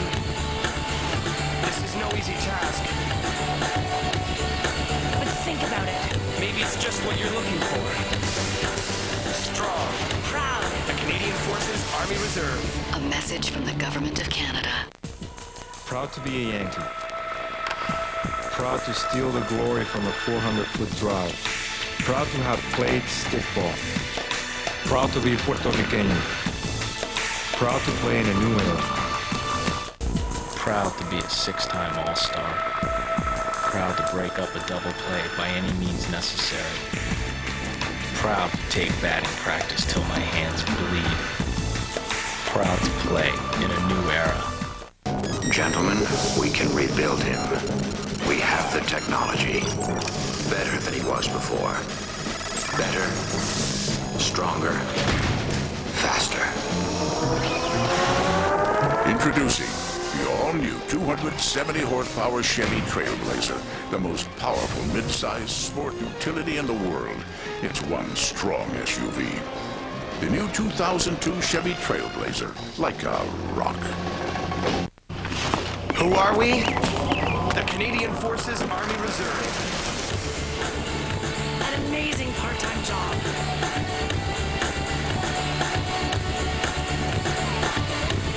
We're a great team. This is no easy task. But think about it. Maybe it's just what you're looking for. Strong, Proud. the Canadian Forces Army Reserve. A message from the government of Canada. When people know more, we get better schools. When people know more, we get better care. When people know more, we get a better understanding. When people know more, we make better decisions. Life is better when people know more. CKNW brings you the news first, qualified commentary, and all sides to the story, so you can know more. CKNW AM 980, BC's news leader. The Mann Cup on The Score brought to you by Rogers AT&T Wireless. Imagine a better wireless world. By NW2 24-hour news at AM 730 and by CKNW AM 980, BC's sports leader. A's 8, Brampton 2. How old is the Coliseum? They still remember how to do the wave here. That's right. Home team must be winning. And it's a... Yeah, that's right. And it's, still 7 minutes to go in the second, and they're leading, so they're happy. They are thrilled to death after what transpired in the second period of Game 2, and that big lead evaporated. And beer sales must be up too now, probably. Make sure you stick around for our Molson Canadian MVP players of the game on both sides, and they've been, I'm sure, probably received lukewarmly on the Coquitlam side the last 2 games. Anytime you're a guy like Wolder or Howard and you pick up the MVP in a loss, it doesn't feel too good. And certainly Brandon Miller was exceptional to get the Molson Canadian honor in Game 1. And then in Game 2, it was another 5-point effort from Josh Sanderson as we awarded him the star. And right now, there's probably 3 or 4 Coquitlam players that are in the running for the MVP. We're seeing some solid efforts from Dallas Elliott, Andy Ogilvie, Colin Doyle, Kurt Malosky. So these are the players that Coquitlam have been depended on throughout the playoffs, and they're now coming through in this game. Mann Cup 2001 brought to you by the Vancouver Ravens, one of the newest entrants into the National Lacrosse League coming this November. Looks like they're doing a little leg work on Dallas Elliott's pads right now. So hopefully he's not killing his own team's momentum here. Reading some internet postings by fans following this series. They were complaining about the stoppages that Eliak likes to use at the bench, and of course other fans countered that by saying, did you not watch Brandon Miller in game 1 of the series? So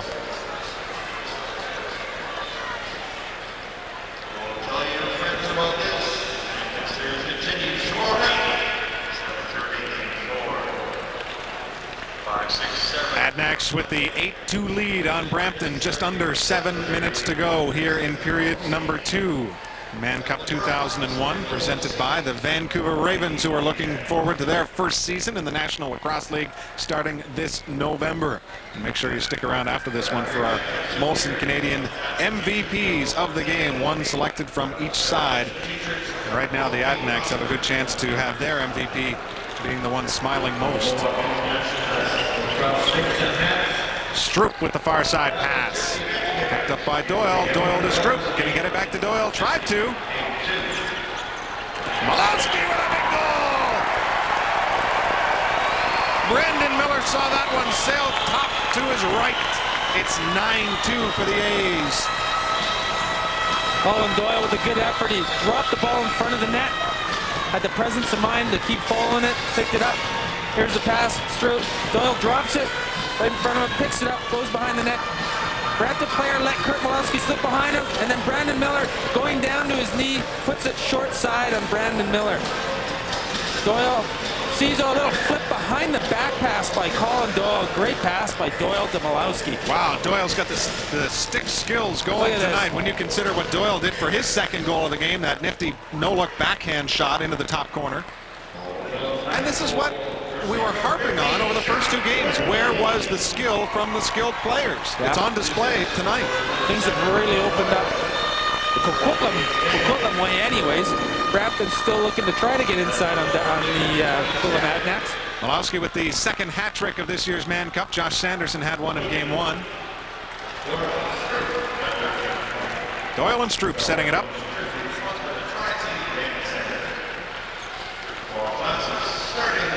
And it is a 5-on-4 advantage now for the Adanacs.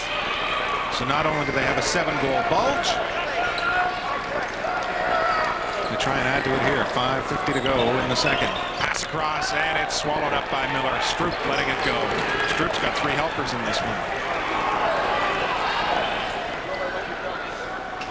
Pass up the floor to Murray. I'll tell you what, we just had almost ate up Dallas Eliak.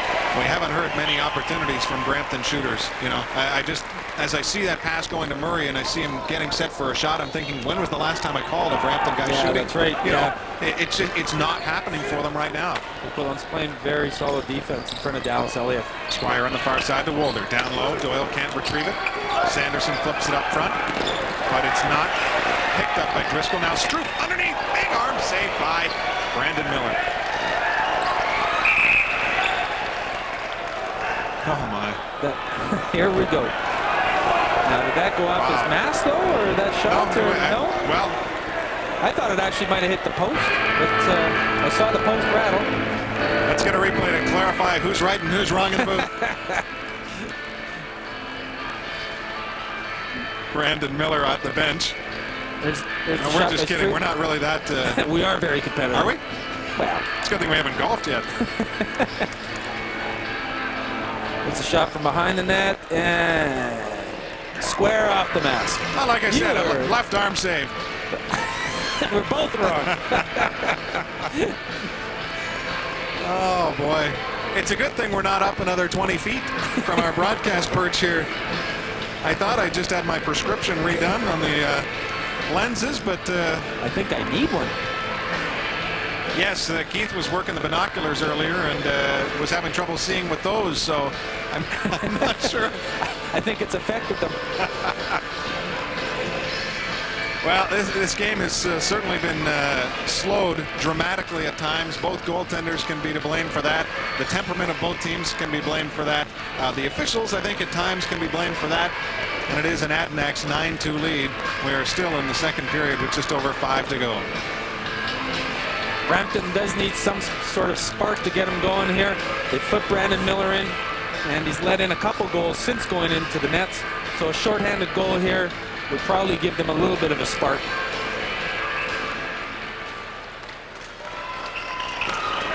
There's Malowski now. 5-on-4 for the A's. Pass intercepted by Ryan Sanderson. No one to pass to, but it will be a delayed penalty on the play as Coquitlam snuck out the back door early. Yeah, I think Scott Whitley got caught leaving the bench a little bit early. But this is where you wonder, why call it now? Because it's 9-2? I mean, you know, I mean, both teams were complaining earlier that this is something that was happening with far too much regularity and the referees weren't calling it, probably because the games were close. Yeah. I mean, I shouldn't say probably, but this is, you know, I'm speculating out loud. You know, this is, and you wonder if they would have called it if the game's a one-goal game. Yeah, I don't know. You know, they did call a couple of those in the first period, so I guess they're just trying to be consistent throughout this game, but it's actually Whitley going off, and they're calling. Not sure if it's just the too many men or whether it looks like they got the door open for another two guys. They're saying a holding and a too many men. There's Whitley's numbers.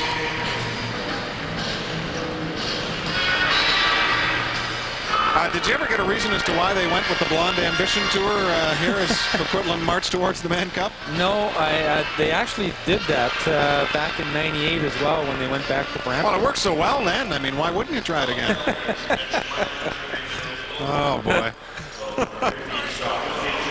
Hey, whatever works. And there's something that works for Brampton, and that is a power play goal. Amy Keynes off the left side.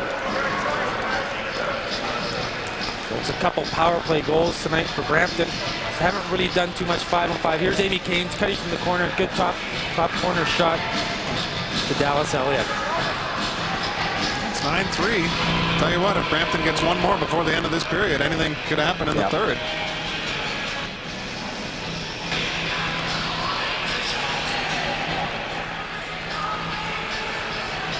Players trying to figure out what the penalty situation is right now, and it is minute 49 to go in one of the minors, in the remaining minor for the Adanacs, and still O'Brien in the box for Brampton at 103 with a 103 to go. It's actually not him. O'Brien, of course, left the game earlier. Amy Keynes adding to his totals from this season. So we continue in 4-on-4 mode. Knocked down from behind was Ryan Sanderson. Now it's Jim Moss, the flip pass back, and it probably wasn't a good idea as it sends Ogilvy on the break. Could Andy get the hat trick? Andy stopped by Brandon Miller. Great stop by Brandon Miller as he stuck his glove out to his right and robbed Andy Ogilvy. Good pass to Malowski. Malowski drops the ball though just in front of the crease, and here comes Brampton once again. Well, they slow it down. Who's Scott? Good reels on Andy Ogilvy there for a 36-year-old. I can't say it enough.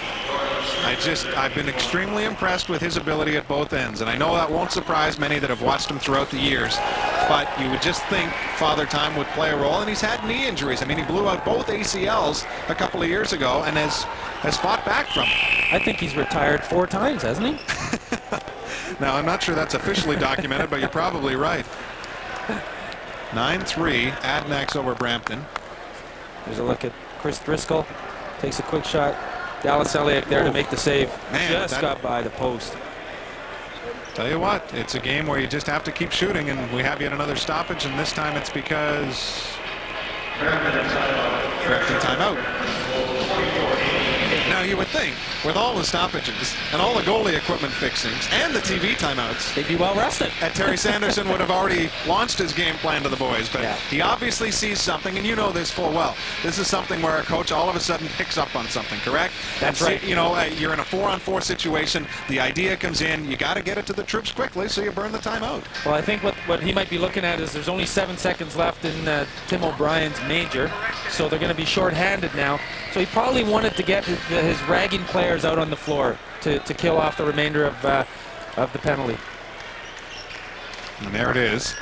Sorry, Coquitlam is now shorthanded, so he wanted to get his power play out on the floor. My apologies. I'm wrong. I can admit when I'm wrong. Never admit it. 7 on the shot clock. Brampton's got to let it go. It's Driscoll from a good shooting lane. Opts for the pass, and that doesn't work. Now Sanderson spins and fires wide. 30-second violation.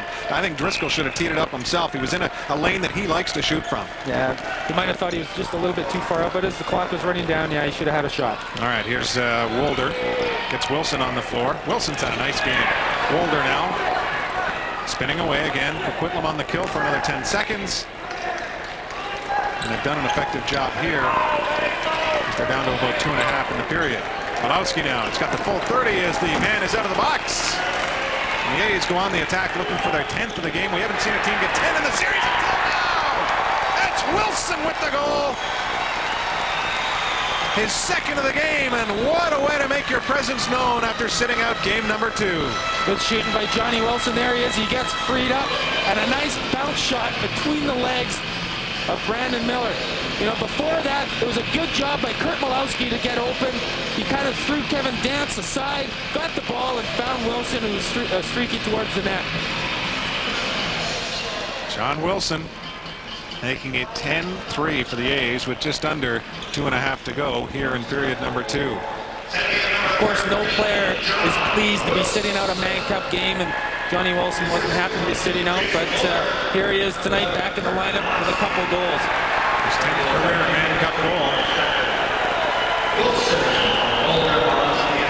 And we're seeing a little bit more offense tonight.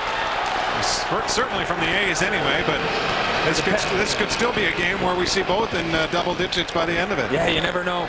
There's Jamie Hackle going off. I think he got a 2-minute roughing call.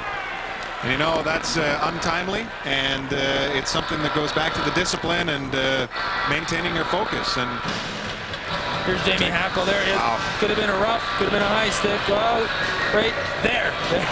So it could have been 2. I mean, there could have been 2 penalties. penalties. Yeah, there could have been. Well, a little slap to the side of the head from Jamie Hackle. As if it wasn't enough to deliver a cross check and a jump on a guy's back. Then you swat him in the side of the head. But Coquitlam is on the kill. That's a back over call there. That's a bit of a brain fart from Patrick Merrow as he picked up the ball off the faceoff and threw it back to Dallas Elliott. Maybe he thought they had the power play. But he put his hands on his head. He knew he made a mistake, and Brampton has the ball. Kerger to Sanderson. Watch for Josh to let her go. Josh scores! 10-4. That's okay for Brampton. Josh Sanderson running the power play from up top. Gets the ball back. Has a clear shot and pulls it back to the short side, low on Dallas Elliott's stick side. There it is. Dallas leaning a little bit towards his glove. Is that threading a needle or what? Oh, that just gets past his foot. Great shot by Josh as he beats him low. 1:50 to go now in period number 2 with Sanderson making a game of it for his Excelsiors.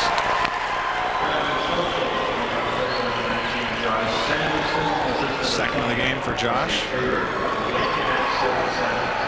Here's the series points leader. And Doyle now looks to go with the long shot, and he gets it away on Miller, but it's stopped there by Brampton's number 35. Cross check to the back of the head there from Squire on Ryan Sanderson. Where have we seen that before? Changed 4 to 10, and it's a replay of last game, although thankfully not as vicious and without the injury consequences that Hazen suffered in game 2. There's Harrison. Now they get a shot down low. Elliott comes up with the big save. Sanderson. Yeah, it was Sanderson. He wanted the ball a little bit earlier from Amy Caines. Here's Gillespie behind the back pass, and it fails to connect. Whitley couldn't come up with it. Gillespie over to Malowski. Howard is on the floor as well, as is Brunch. And Wilson back on. Wilson with a couple.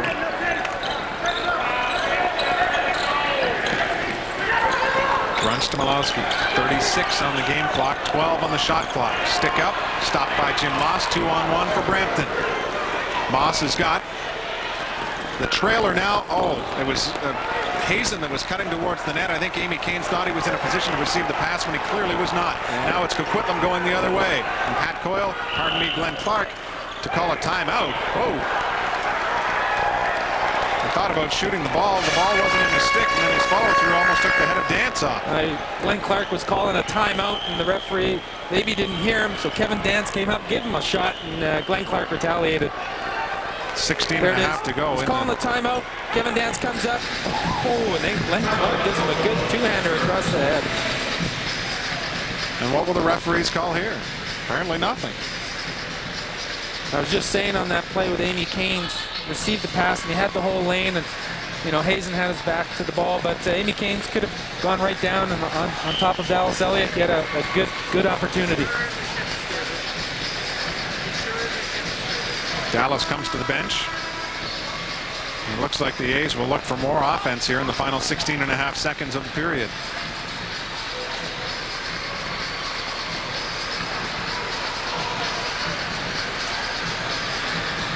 So 6 on the floor for Coquitlam. It's Stroop, Squire, Ogilvie, Malowski, Wolder, and Doyle.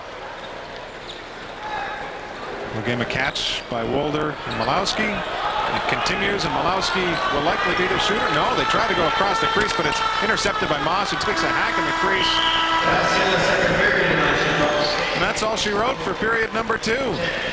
Adanacs with a 10-4 lead on Brampton. We'll be back with the third period. You're watching Mann Cup action on the Score.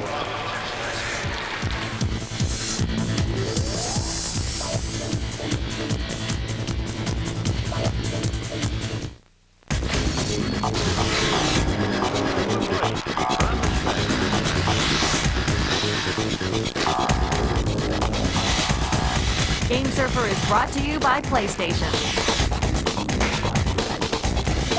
Charge up with ATV Off-Road Fury for the PlayStation 2 computer entertainment system and prepare to conquer the dirt path and rocky hillsides.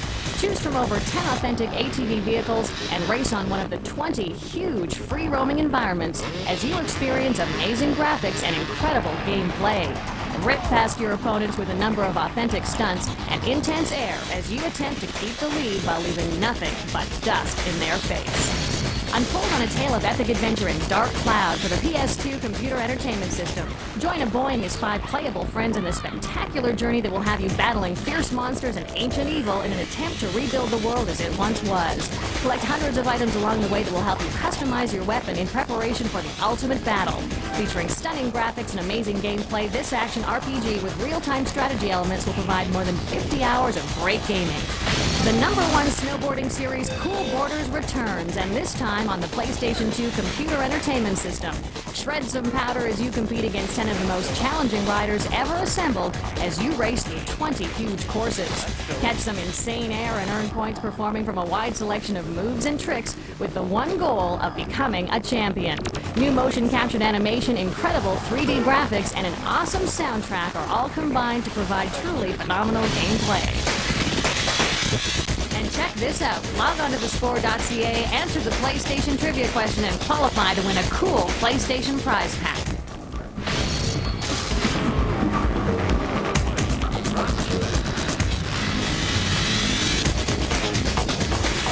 Game Surfer is brought to you by PlayStation.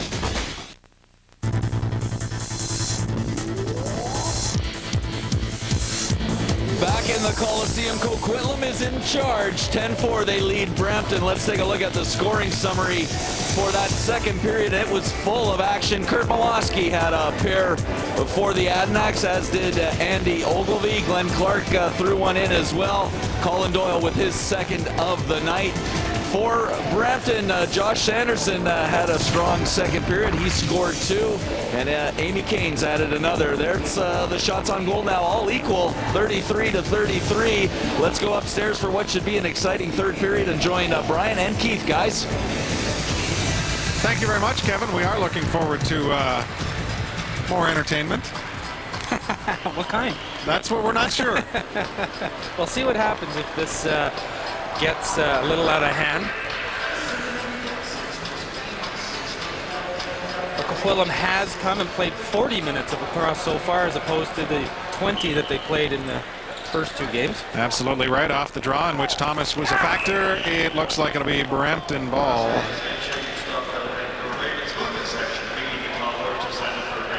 Or am I wrong there? looks like it's Coquitlam ball. So another face-off win by the A's. As the ball bounced out of play. Here's Brunch. Shot from outside, stopped by Miller. He'll relieve Bob Watson after goal number 7. And they've been all over Brandon Miller as well.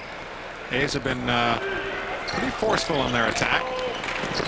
Shot there, stopped by Elliott. And Sanderson was wondering whether Dallas had slid far enough back in the net to count it as a goal. Good cut by Josh Sanderson to the net. That's what they've got to do. They've got to get inside. Dan Stroop now going towards the goal. Stroop up high, stopped by Miller. Boy, he's good with that left arm. He dropped to his knee and he still got his arm up in time. Reminding us of the phenomenal save in which he made on Jason Wolder, you may recall, in game number 1 when Wolder had the fast break cut in from left to right, and the last second Brandon threw up the stick. There he threw up the arm in much the same manner. I recall that one save so vividly because I think it still stands out as perhaps the best of this series. And what it did was spark a rush the other way, in which Miller drew the assist, and it was one of those turning point goals.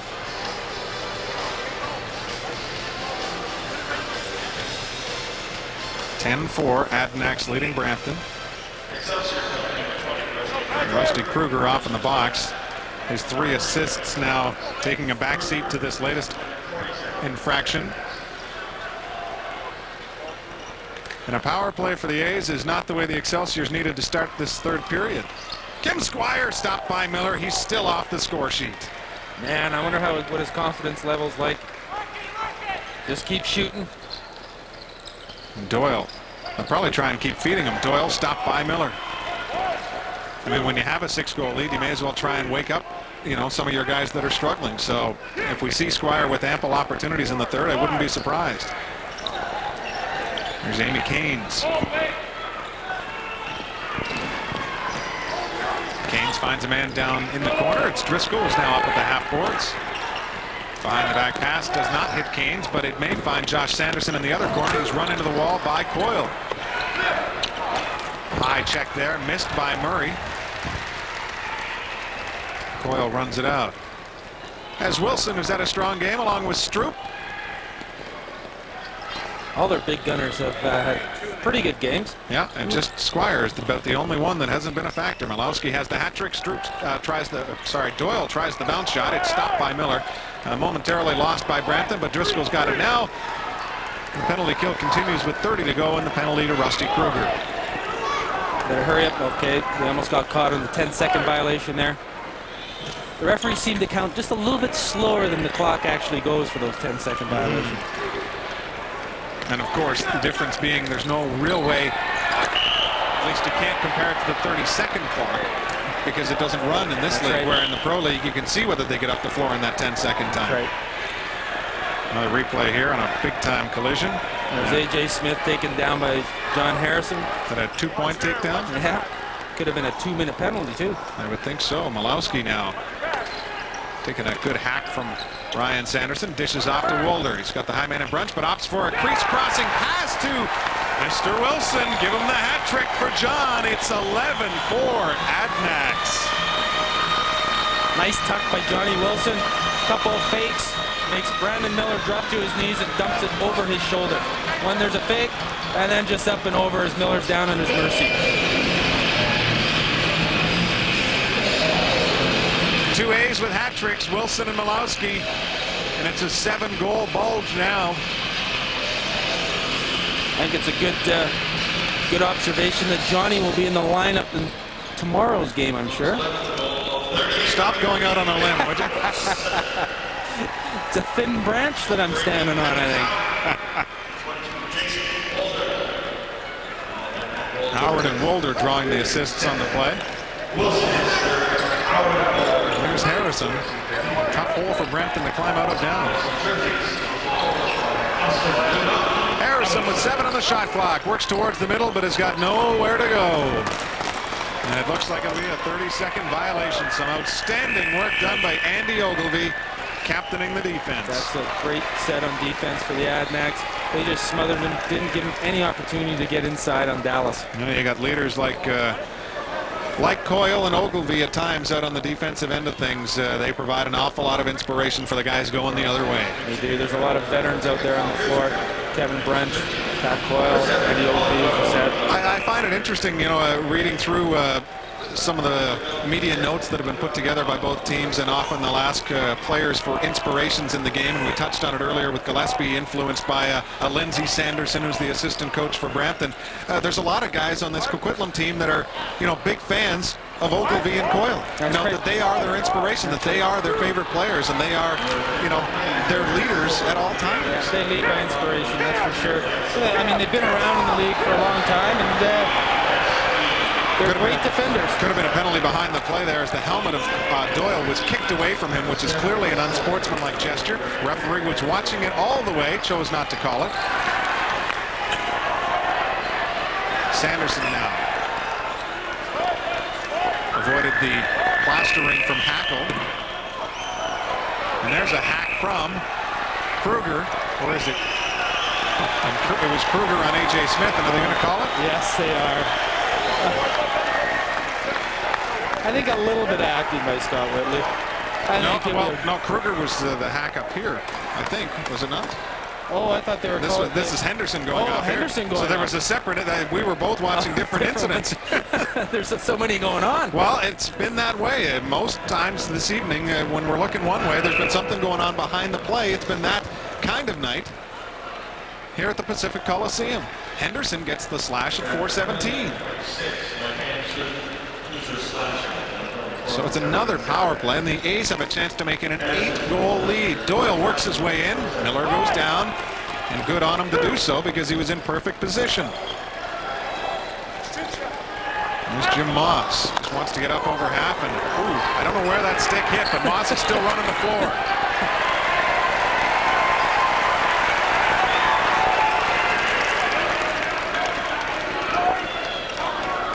I wanted to say something else, but I'm biting my tongue. I know what you're saying. Oh, Malowski now into the corner. Stroop and Malowski. And Wolder, who's been almost silent when you stack him up against some of the other guns, and that wiry shot went up under the bar. Rattled both the post and the crossbar, but stayed out.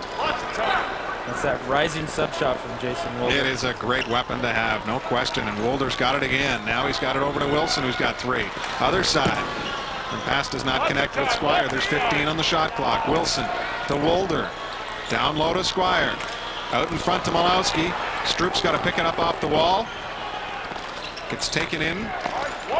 But now pays back. I believe it would be Sanderson in there against the wall. There's 5 guys in there now. Looks like there's a couple punches thrown in there. Do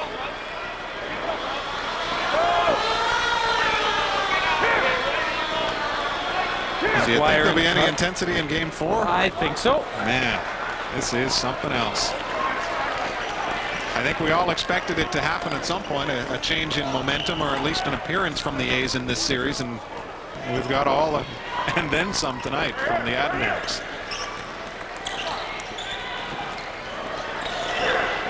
Murray along the boards. It'll be interesting to see how Terry Sanderson changes the lineup again now for Game 4. You take out a guy like Jason Clark tonight. You put in a guy like Kevin Dance. Not that that's the exact change. In fact, you take out Forbes as well. And you had Dubrick put in. But, you know, he makes so many changes each game that I'm anxious to talk to him before each game because I can't wait to see what his next move will be. So now it's an even up call. There always seems to be a surprise in his lineup. Sure. And now it's Harrison. He thought of winding up. Now it's a shot. Bounce shot right there by Dan Teat. 11-5 on the delayed penalty. And Brampton's back within 6. There's Harrison. Dumps it off to Teat. beats Dallas with a low bounce shot to his stick side. That is the first time we've heard Teet's name on the offensive side of the ledger tonight, and it gets Brampton within 6. We shall take a break as the 2001 Mann Cup presented by the Vancouver Ravens continues. Adanacs looking to get back in the series. They currently trail 2-0 but have a nice lead in this one. Yo, what the deal on the really real? Just left the crib zone, steady, ready for the field dance. Off the top, get it grip, it's on the pop, flick of the wrist, spin twist. Irresistible, gotta hit you with the most flavorful. I'll drink to that wherever you're at. It's understood, no doubt, in my mind that life tastes good.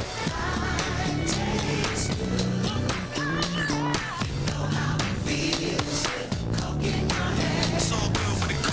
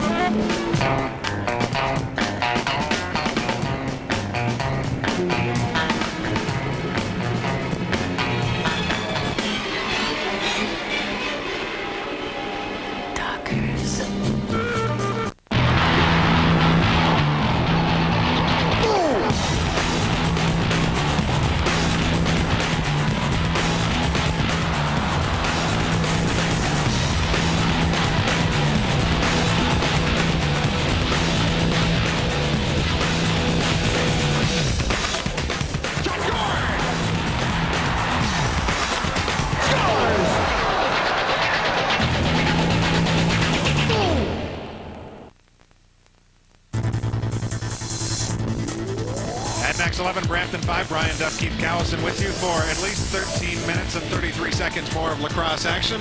Don't get all flustered here, big boy, but I'm going to ask you, can Brampton come back? You like to give me these questions and put me on the spot. You know what, it wouldn't surprise me, but the way Coquitlam is playing, they're still playing solid out there. They haven't shown any signs of letting up, and it's going to take a lot for Brampton to come back. Coquitlam's still got to play a disciplined game as long as they don't take any stupid penalties and let Brampton score a couple quick ones. Then Josh Sanderson leads the attack here and has the ball. What do you do to a Josh Sanderson in this situation? I mean, it seems like whenever he's had the opportunity. Oh, a save by Harrison. It seems like whenever Josh has the ball, I mean, he can lull you to sleep and then get that shot away. Do you do something different to Josh right now because you have the cushion with which to work? I think with Josh, when he has the ball, you've just got to be right in his face. You've got to be out there pressuring Josh, getting on his stick side, you know, just not letting him make the pass. And when he's off the ball, you know, just make sure that you don't lull yourself to sleep. Like you said, he can lull you to sleep, and then you can make a quick dart, or a quick cut to the net. You just got to make sure you're between him and the goal. 7 on the shot clock for the A's. Brunch will take it from long distance, and they'll have to put it into the corner. Kowalski does the honors right there. Now hopefully some great action at the other end as Brampton gets set to start this attack. There's Harrison. Goes top corner, Dallas there to make the save, and they didn't knock the net off. I knew you were going to say that. Driscoll now from the middle. He's got Amy Keynes cutting. Josh Sanderson in possession, works off his man Whitley. Sanderson cuts in. And again, tries to get the referee to signal. And you know what? I really think that one was in, watching Dallas sneak it out with his right arm. But the ref is on the other side, and there's no way he can see it. I don't think the referee will ever call that a goal, because you just don't know where the ball is in his pads. But its arm's across the line. But it might be in his belly, it might be in his leg. Well, I'll tell you what, if you follow that out, I'll bet you see Eliak's arm drag it from out under the line, or on top of the line. But again, there's no clear way of knowing. But we do know, and Stroop has found the board. It's 12-5.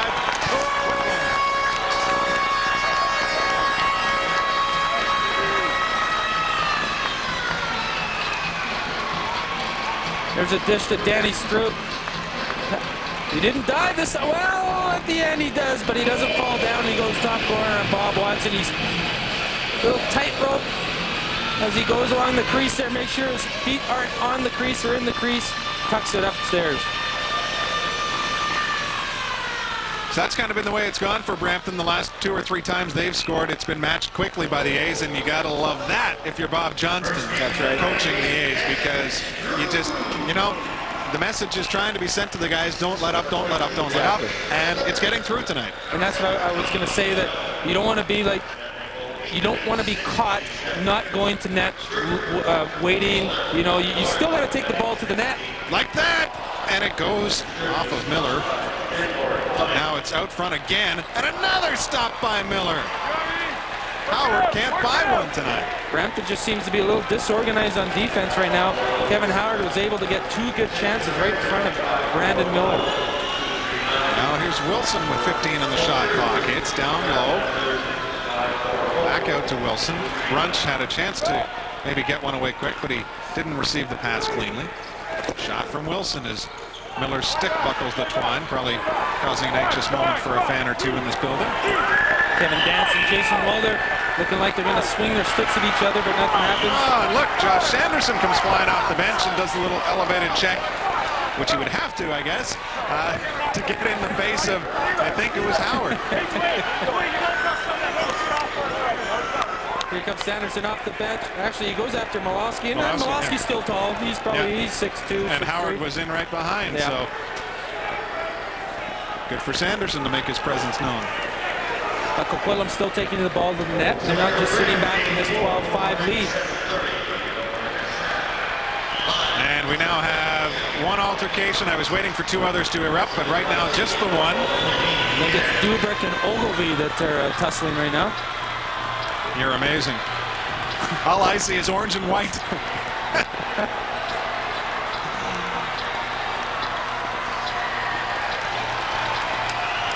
The correct call was made. Ogilvie and Dubrick. Question is, do they get 5 or 4? They'll probably give them 5 minutes each. Well, at least the fans got to see one tilt here. They're still ticked that Hackle and Henderson couldn't square off in the second.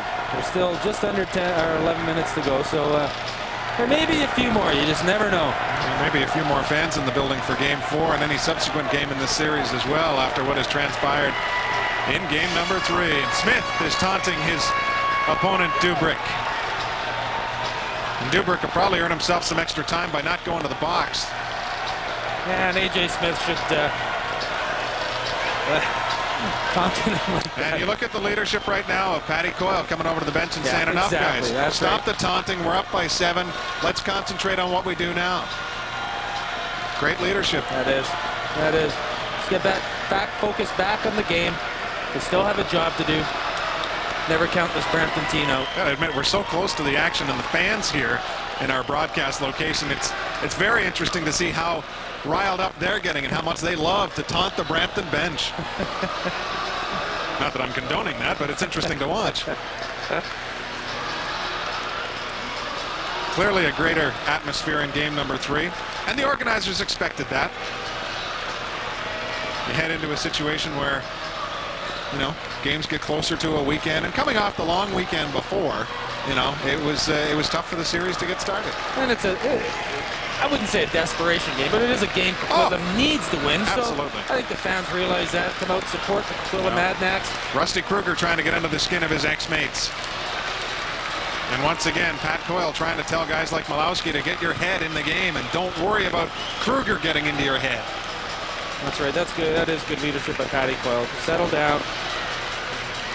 Let's get focused back on the game.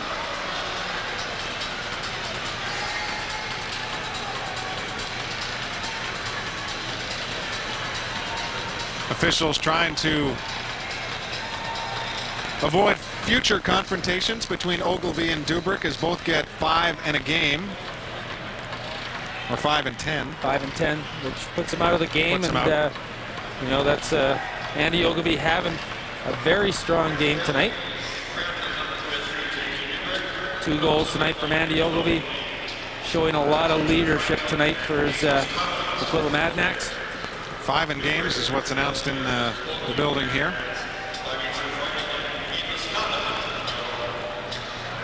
Now, I would think if you're going to levy the misconduct, be it a 10 or a game, it's because of the antics that go on after the fight, not going directly to the box, things like that. Yeah, and I think the referees, like you were saying, they just want to, you know, they could after a 5-minute altercation, they could still come out and they could go back at it again. I'm sure the fans would like to see that, but I think the referees are just sort of protecting themselves. They probably will see it, actually, as the series continues. I think you can almost bet on it.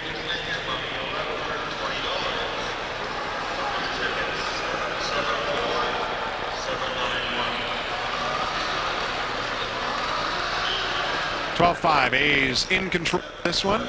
In control of this one. Gillespie up the floor. Far side to Coyle. Chased down by Murray.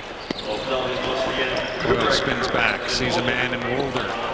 He's got Wilson and Brunch out there. Along with Hackle on the... Well, Mr. Hackle has had enough and wants to attack any Brampton Excelsior, and I think he may have got a hold of Jimmy Moss, I think. Jimmy Moss. And there's no question that he attacked him. Looks like Jimmy. It was a Pearl Harbor job. There's no question Moss was not expecting it. No, he wasn't. I don't know what started that, if there was something going on off the ball or not. Well, you know, these two have probably, I mean, like so many others, have been wanting to go for a while.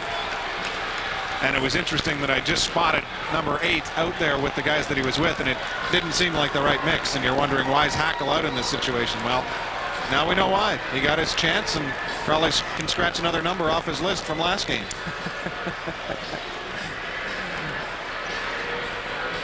Jim Moss seems to be a targeted man tonight from a lot of the Adanac players. Well, and now Coach Terry Sanderson has to restrain Mike Henderson on his own bench as Henderson started scaling the glass towards the Coquitlam bench, because Henderson, of course, has had run-ins with Hackle in the series already.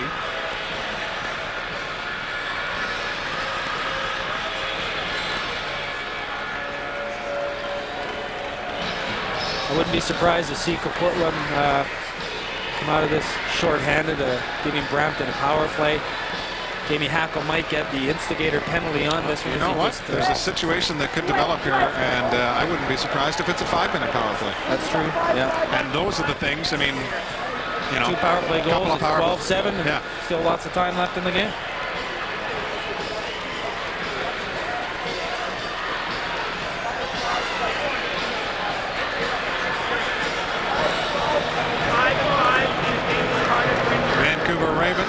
Presenting the 2001 Mann Cup here at Pacific Coliseum. The home for the NLL this coming winter. No, the Ravens. Where are the Ravens playing? They're playing out of GM. Oh, of course they are. Pardon me. I was getting it confused with the junior club, as the junior Giants will be playing the Western Hockey League here.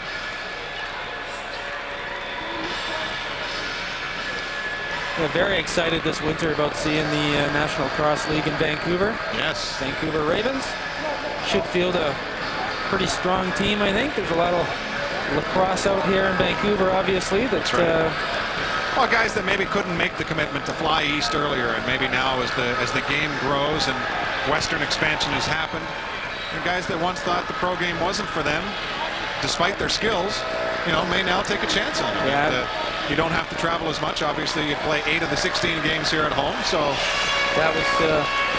It was more for the young guys that maybe were going to school. They had the opportunity to go back east and play some lacrosse. You know, the teams out east can't really afford to fly a lot of the Westerners back to Ontario. Yeah, all teams have to put a limit on it. I mean, they can only do so much, and we've certainly seen the Toronto Rock have the success with the fly-in boys from BC. And the Calgary team also will probably have a lot of BC players in their lineup. They start off strong with some Alberta boys, too. That's right. Caleb Toad. And Jason Wolder from in front of us here. And Johnny Wilson, just talking to him, has signed a contract with Calgary.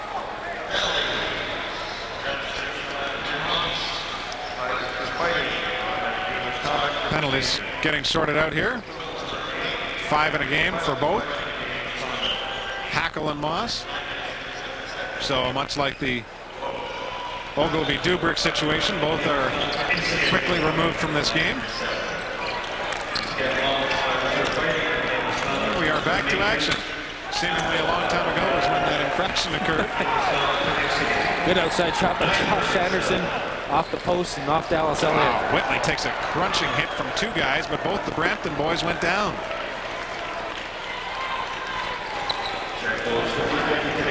Stroop and Wilson. Brunch among the attackers now. Shot goes over the head of Brandon Miller, who tries to cut down Wilson as he steps to the outside of the crease, and Wilson's got words for Miller. Probably to the effect of try that again sometime, rookie. It's Murray on the far side. Josh Sanderson and Kruger out there as well. And a little moving kick there set by Henderson on Mr. Candy. Just got caught sticking his butt out a little bit too much. Always love to see the hip check.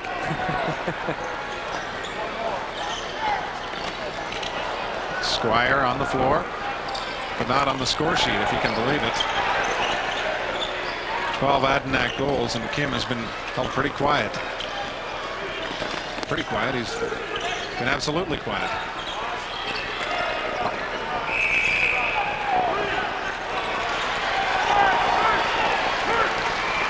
And we're seeing this, folks, after pretty much every whistle. And there's the dance spear, if you want to call it that, on Kim Squire. It was more of a how you doing in your midsection. Kim went down pretty heavy, though. Yes, he did. But he's walking tremendously well now for a guy who was just shot. 9:07 to go in the third.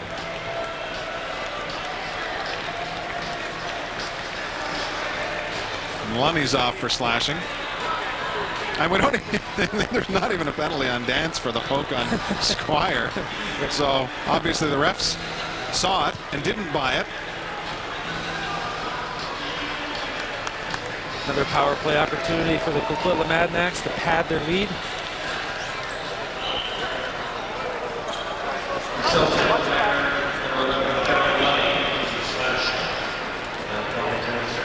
Clark scoops it up in his own zone. New 30. There's Malowski and Walder and Wilson and Brunch. And Stroop down to the left or the right of Brandon Miller. Walder now over to Brunch. Walder. Shot from outside, and it's a tough one, but it's stopped by Miller. Long pass. Goes to back with Hazen. Picked up by Dallas, and Hazen tried to get an Elliott space.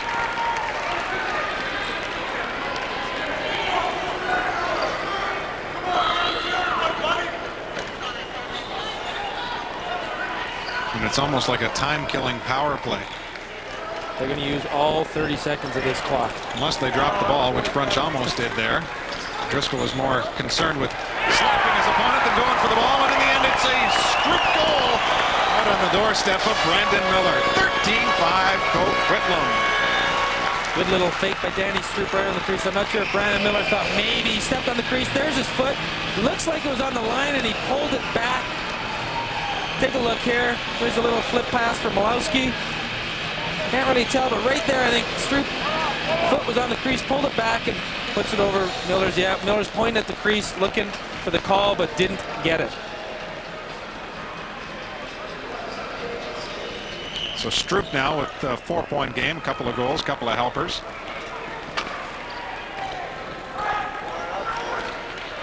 And it's 13-5 Coquitlam.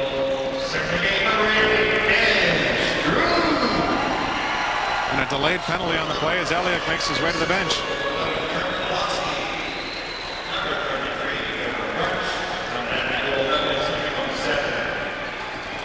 There's Brunch up high. There's the power play goal moments ago for the Adanacs, and now they'll go right back on the extra man situation.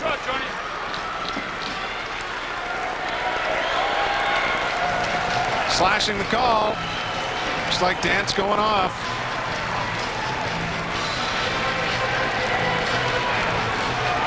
Fans love it when they see guys like Dance head to the box, especially in a lopsided score. That's right.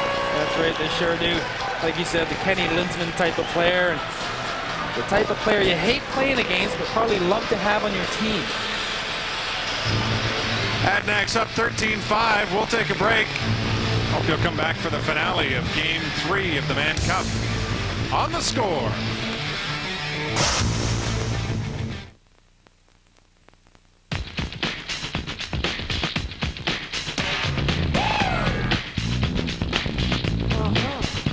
It's the perfect time of year to make your move during Mazda's Make Your Move event.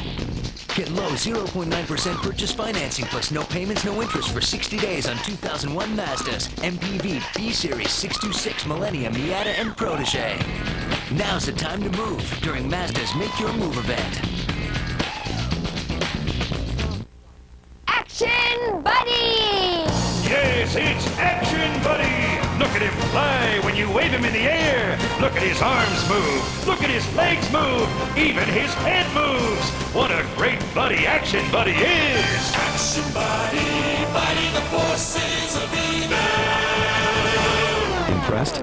Neither are your kids. Shaw at Home. Sign up now for your free, no-obligation 30-day trial of Shaw at Home high-speed internet access. When I tell people I'm an expert at darts, they think it's the kind that you throw. Actually, it's the part that helps the pens fit better. Every day I dart, and I dart, and I dart. So if practice makes perfect, that's me, at least. One kind of darts. Every pair of Moore's pants goes through 80 people, one of whom is Julio Olmedo. Well-made, well-priced, well-dressed. Moore's. The Mann Cup on the Score brought to you by the Government of Canada, by the Vancouver Ravens, let's rave, there's a new bird in town, and by Rock 101, Brother Jake in the Morning, classic rock all day, and Guy Garage 6.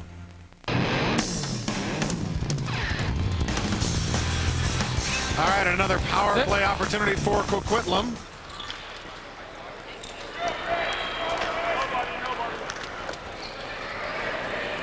His dance is off for the slash.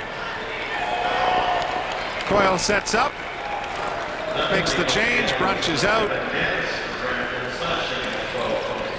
Brunch almost takes the head off the official. That probably would have drawn a cheer, even though they've maybe been beneficial to the A's tonight. I don't know. It's certainly gone both ways. There's been enough craziness out there that the penalties have certainly been warranted. You can see Coquitlam too here, changing the power play up, giving Johnny Wilson, Kevin Brunch some time, and even Kevin Howard now on the shooter. And you know, they are moving the ball around all that quickly out there, so they're willing to let this student run out. Well, we talked earlier in the series about Brampton backing off when they had a lead, but it was only a couple, maybe 3-goal lead at the time. This is different. You don't mind seeing Coquitlam run down a 30 when they're on the power play now. Good pressure by the Coquitlam defense. Gillespie and Whitley over there knocking the ball loose, but an interference call. And a penalty probably coming up because the two just won't let go of each other. It's Harrison in the middle of it, Harrison and Whitley. But as of yet, no call.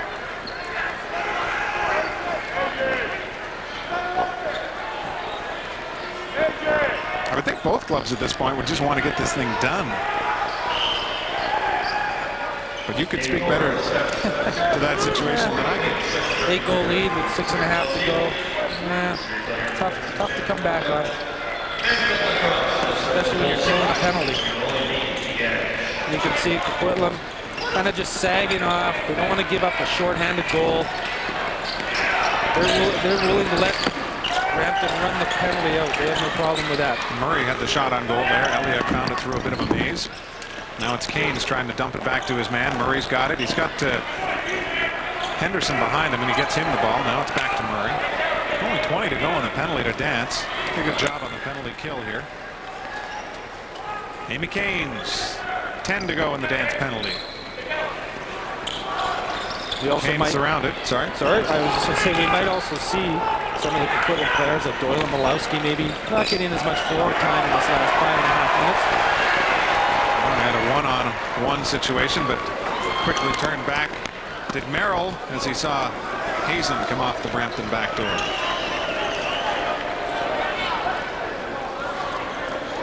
Wilder patrolling the high left side.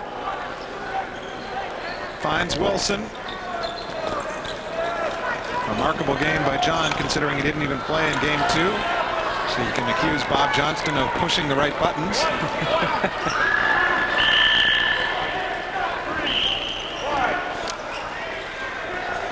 Knowing Johnny, he probably wasn't too happy about not playing and wanted to come back and make a statement. Well, that he did. Josh Sanderson back to Murray. He's got Harrison and Kruger out there, and Driscoll as well. See where the shot comes from. It's a long-range effort. Elliott had it up in the air, and it's still bouncing around. Dallas comes up with it. It'll be Brampton ball. Interference call as Harrison went to net for the rebound and got hit from behind. As Harrison again tries to work off of Whitley. It's been a great confrontation all night long, and you can see that Whitley's anxious to always get the last shot in as he basically sits on his man and continues to pin him right now.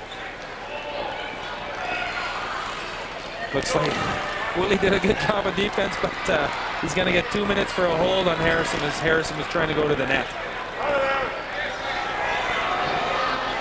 Whitley was using him as a mop. Now they're going to have to bring out a mop. I know. With all that sweat out there. Dragging him along in front of the crease. He's a bit of a slug trail, it looks like. Whitley's off. He's actually had a pretty good game too. Just very, very strong defensively. He just digs in and gives you everything he's got. That whole Coquitlam defensive unit has played so strong tonight. Haven't really given Brampton all that much. Brampton scoring a few power play goals, but 5-on-5, Coquitlam's done a very good job to shut them down. And Whitley's known for his defense and can bring some speed to the game as well. The former New West junior in his 3rd year with the Adanacs. We're into the final 4.5 minutes here in game number 3. Still an 8-goal Adanacs lead.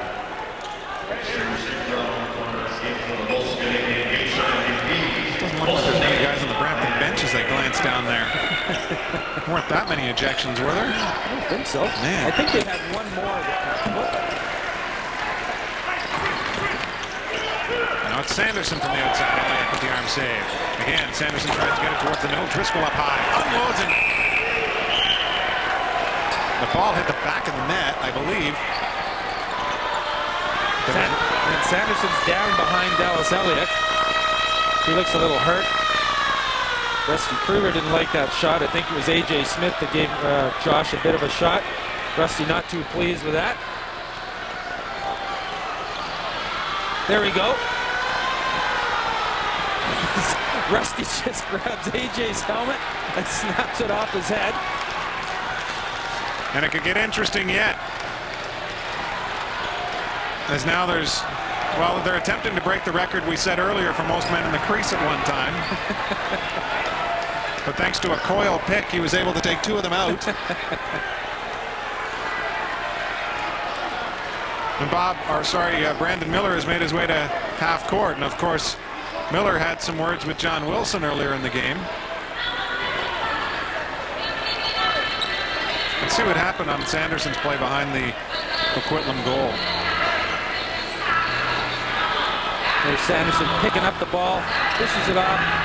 A.J. Smith just keeps running him right in the boards, arm up in his face, slams his head against the glass, and Josh goes down. Rusty Kruger comes in and gives A.J. a bit of a shot to the head himself. A.J. has proven to be pretty tough in this series as well. And he gets that from his favorite players who, as we kind of alluded to earlier, just happen to be Ogilvy and Coyle. Pretty good role models in this game, if you will, if you want to be a strong defensive presence.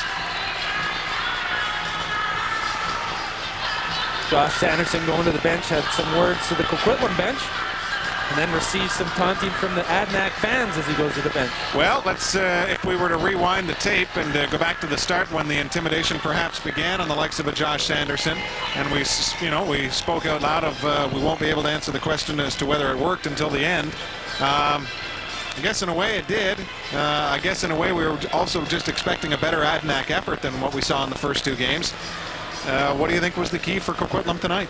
They've come out and they played almost 60 minutes of perfect lacrosse. They haven't let up at all. They've played with inspiration the whole game. They've been in Brampton's face the whole game. Yes, Josh Sanderson's had 2 goals, but they've kept Brampton around the outside of the perimeter, and that was one of the keys for Terry Sanderson. He said that they have to get inside, and they haven't done that. They have just, the defense of Coquitlam has played so aggressive tonight, giving the Brampton players little shots here and there, and of course, you know, maybe 2 games ago or the last game that could have been called penalties, but you know, they've been let go tonight, and it'll be an interesting game 4. The exact Coquitlam keys were get Sanderson out of the comfort zone. I would say yes.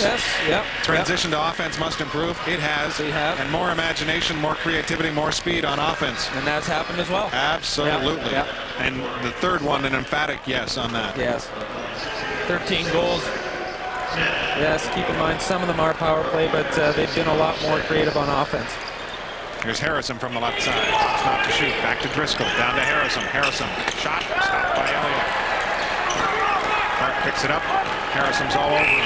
And thought about running him hard into the wall, just like Josh Sanderson had done to him moments ago, but instead backed off at the last second. Shot there. Taken by Dance, but it bounced off the defender. Coyle. And Clark's behind his net. Looks for a long pass, and he finds Wilson. Ball knocked away, but it's back over call. Yep. Johnny had the ball, just dropped it, came back across the rag line and turned over to Brampton. That's a tough one. I mean, you're doing everything to try and stay onside, if you will, and sometimes the ball just bounces a little out of your reach. Josh Sanderson seems to be okay. He's out there, and so is Harrison. Looks to go far side to Dance. It's a 5-on-3 situation. Good job by Pat Coyle in front of the net to knock the pass down. Pretty good penalty kill here, obviously.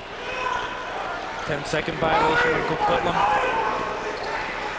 They've killed off the bulk of these penalties, though. With Whitley and Smith serving the time.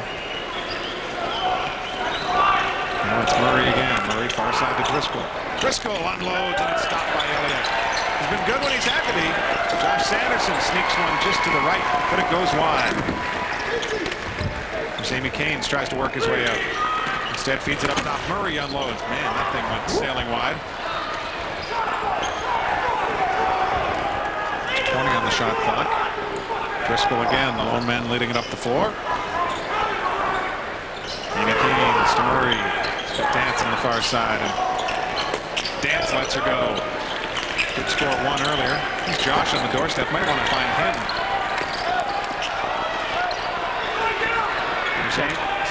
Good check by Caines there. Now it's Jimmy Caines firing wide.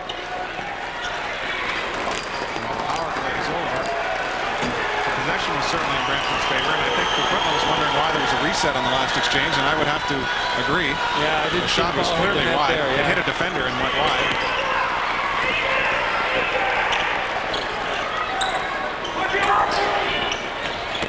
Sanderson with another shot. That one glanced off Elliott, so they get the reset. The defense has to be extremely tired now for Coquitlam. They've been out for about a minute straight in their own zone.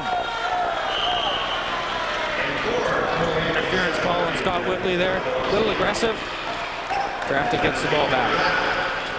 Oh, and a nasty little poke there from Henderson on A.J. Smith. Stick to the head.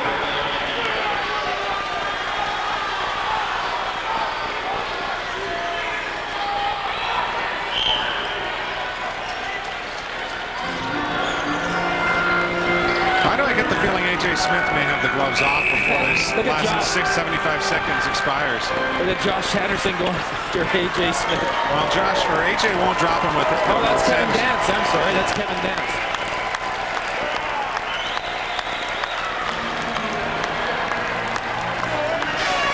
Smith didn't want to waste his time with Dance either. No.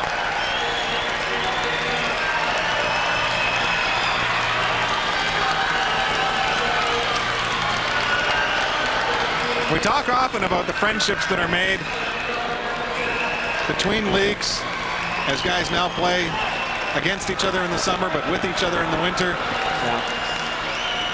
And as predicted, we've quickly found out that the friendships do disappear as a Mann Cup goes on. Well, they do. When the Mann Cup's on the line, that's right. You know, after the series, sure, you can sit back and... You look at Mike Henderson now, almost more emphatically than a Hackle taking numbers in the last game. Yeah. Henderson letting the message be sent now that you'll hear from me in game number 4. Yeah, it should be a very, very interesting game 4. Looking very forward to it. Ken Montour makes his second appearance in this year's Mann Cup. He is in for the final 75 seconds as Kevin Dance is off for 4 minutes. Montour comes in to allow Dallas Eliuk the first crack at the hot water in the dressing room. And also Bob Johnston simply protecting his #1 asset. You just never know if guys are just going to go out there and maybe start to take some headshots at Eliuk. You just hope nothing gets too ugly here in the last 75 seconds of the game.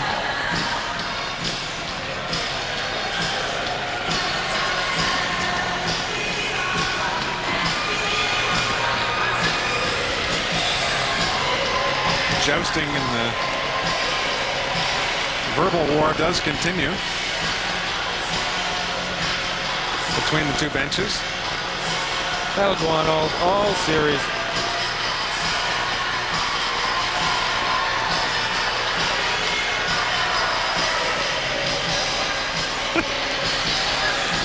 Oh, it's quite a game, isn't it?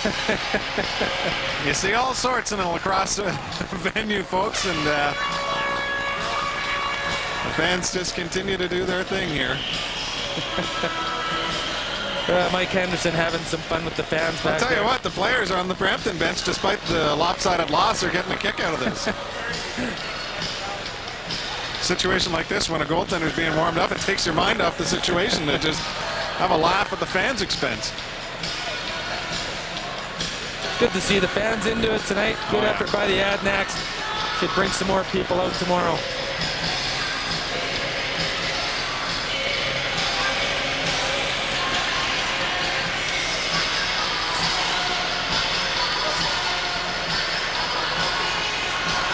So Kenny Montour all warmed up now for the last minute and 15 seconds. Seems like a meaningless exercise, but to be fair to Montour, he does have to get the warm-up to avoid injury. I think it might be just to rest some of the Coquitlam defenders as well, too. Maybe some of their bigger guys have been out there for quite a while and killing off those penalties. Give them a bit of a breather, put them back out. Well, when you look down the bench, you certainly think that most of these guys have seen a fair amount of floor time tonight. You get into a lot of penalties, and that's what happens.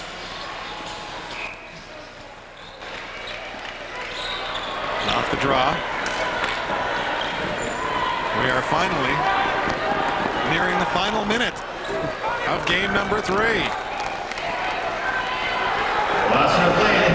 at 3-1 and 10-4 at the end of periods 1 and 2. The Adanacs had no trouble putting Brampton away in period number 3. They're up by 8 with under 50 to go. They're just going to throw the ball around, let the 30-second clock run out. I wouldn't be surprised if they don't even take a shot. Into the corner it goes. And they just let the clock run out. 35 in the game clock, 30-second shot clock to start for Brampton right here.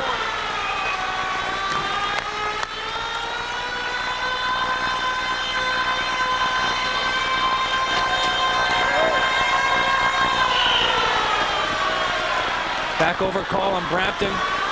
John Harrison maybe not realizing he was a man short. He looked up at the clock and realized that they had a penalty. He was just trying to enjoy the air horn there, and then you stepped all over it. Oh, there it is. No, it's gone. Are you hearing it in my head? And a convincing win for the Adanacs in game number 3 of the 2001 Mann Cup. 13-5 the final as Ken Montour gets to celebrate on the floor with his mates, but it was Dallas Eliuk who was really there when it counted throughout the course of this game.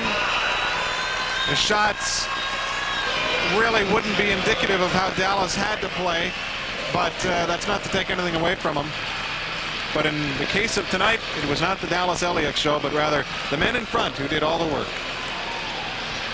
We'll take a break and come back with our post-game wrap-up. Adanacs back in the series, down 2-1.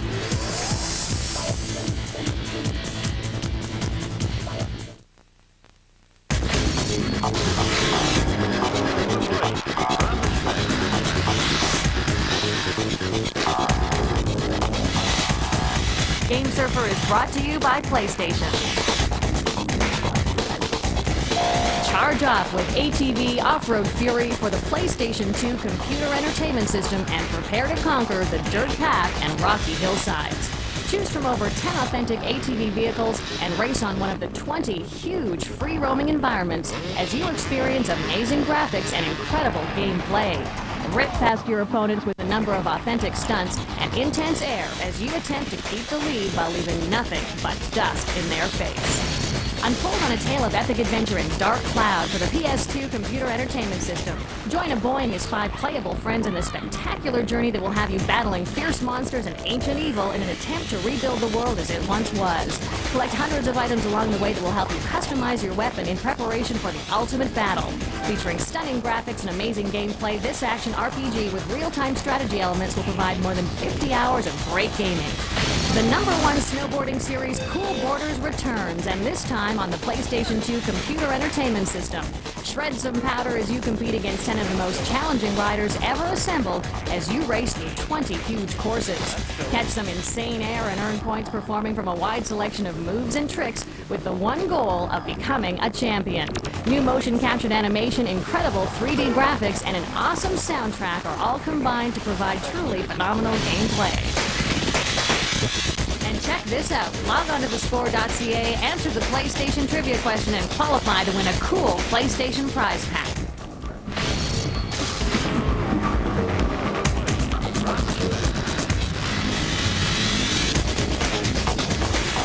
Game Surfer is brought to you by PlayStation. The Man Cup on the Score, brought to you by Molson Canadian. I am Canadian. A partisan crowd here leaves happy as the Adanacs defeat the Excelsiors 13-5 in Game 3. The series now 2-1 in the favor of the visitors from Brampton. Only 4 goals to tell you about in that third period. Let's take a look at the summary now. Things got off to a quick start as John Wilson picked up his hat-trick goal. Dan Teat for Brampton, and then Danny Stroop with a pair to round things out. 38-43 in favor of the Adanacs. Shots on goal. The Molson Canadian MVPs. John Wilson for the Adanacs. Josh Sanderson for Brampton. Let's go upstairs and check in with Brian and Keith for their thoughts on Game 3. Well, what a nice turn of events for the A's. They had only scored 11 goals in the first 2 games of the series. They get 13 on this night, and they have 5 guys score 2 goals or more. Yeah, the Coquitlam Gunners came to play tonight. They didn't want to fall 3 games down. They knew they had to win this game, and it was just an all-around solid effort for 60 minutes from Coquitlam. And speaking of falling down, leads us to our hit of the game, and I think it would be a clear case of a man being thrown down, wouldn't you say? There's A.J. Smith taken down by John Harrison. Could have been a penalty, no penalty called. Harrison was pretty good, actually. He was feisty for Brampton on this night, but in the end, his efforts and the efforts of Sanderson and the lot go for naught, as it is a 2-1 Brampton series lead after the big A's win. We hope you will join us for Game 4 on the Score.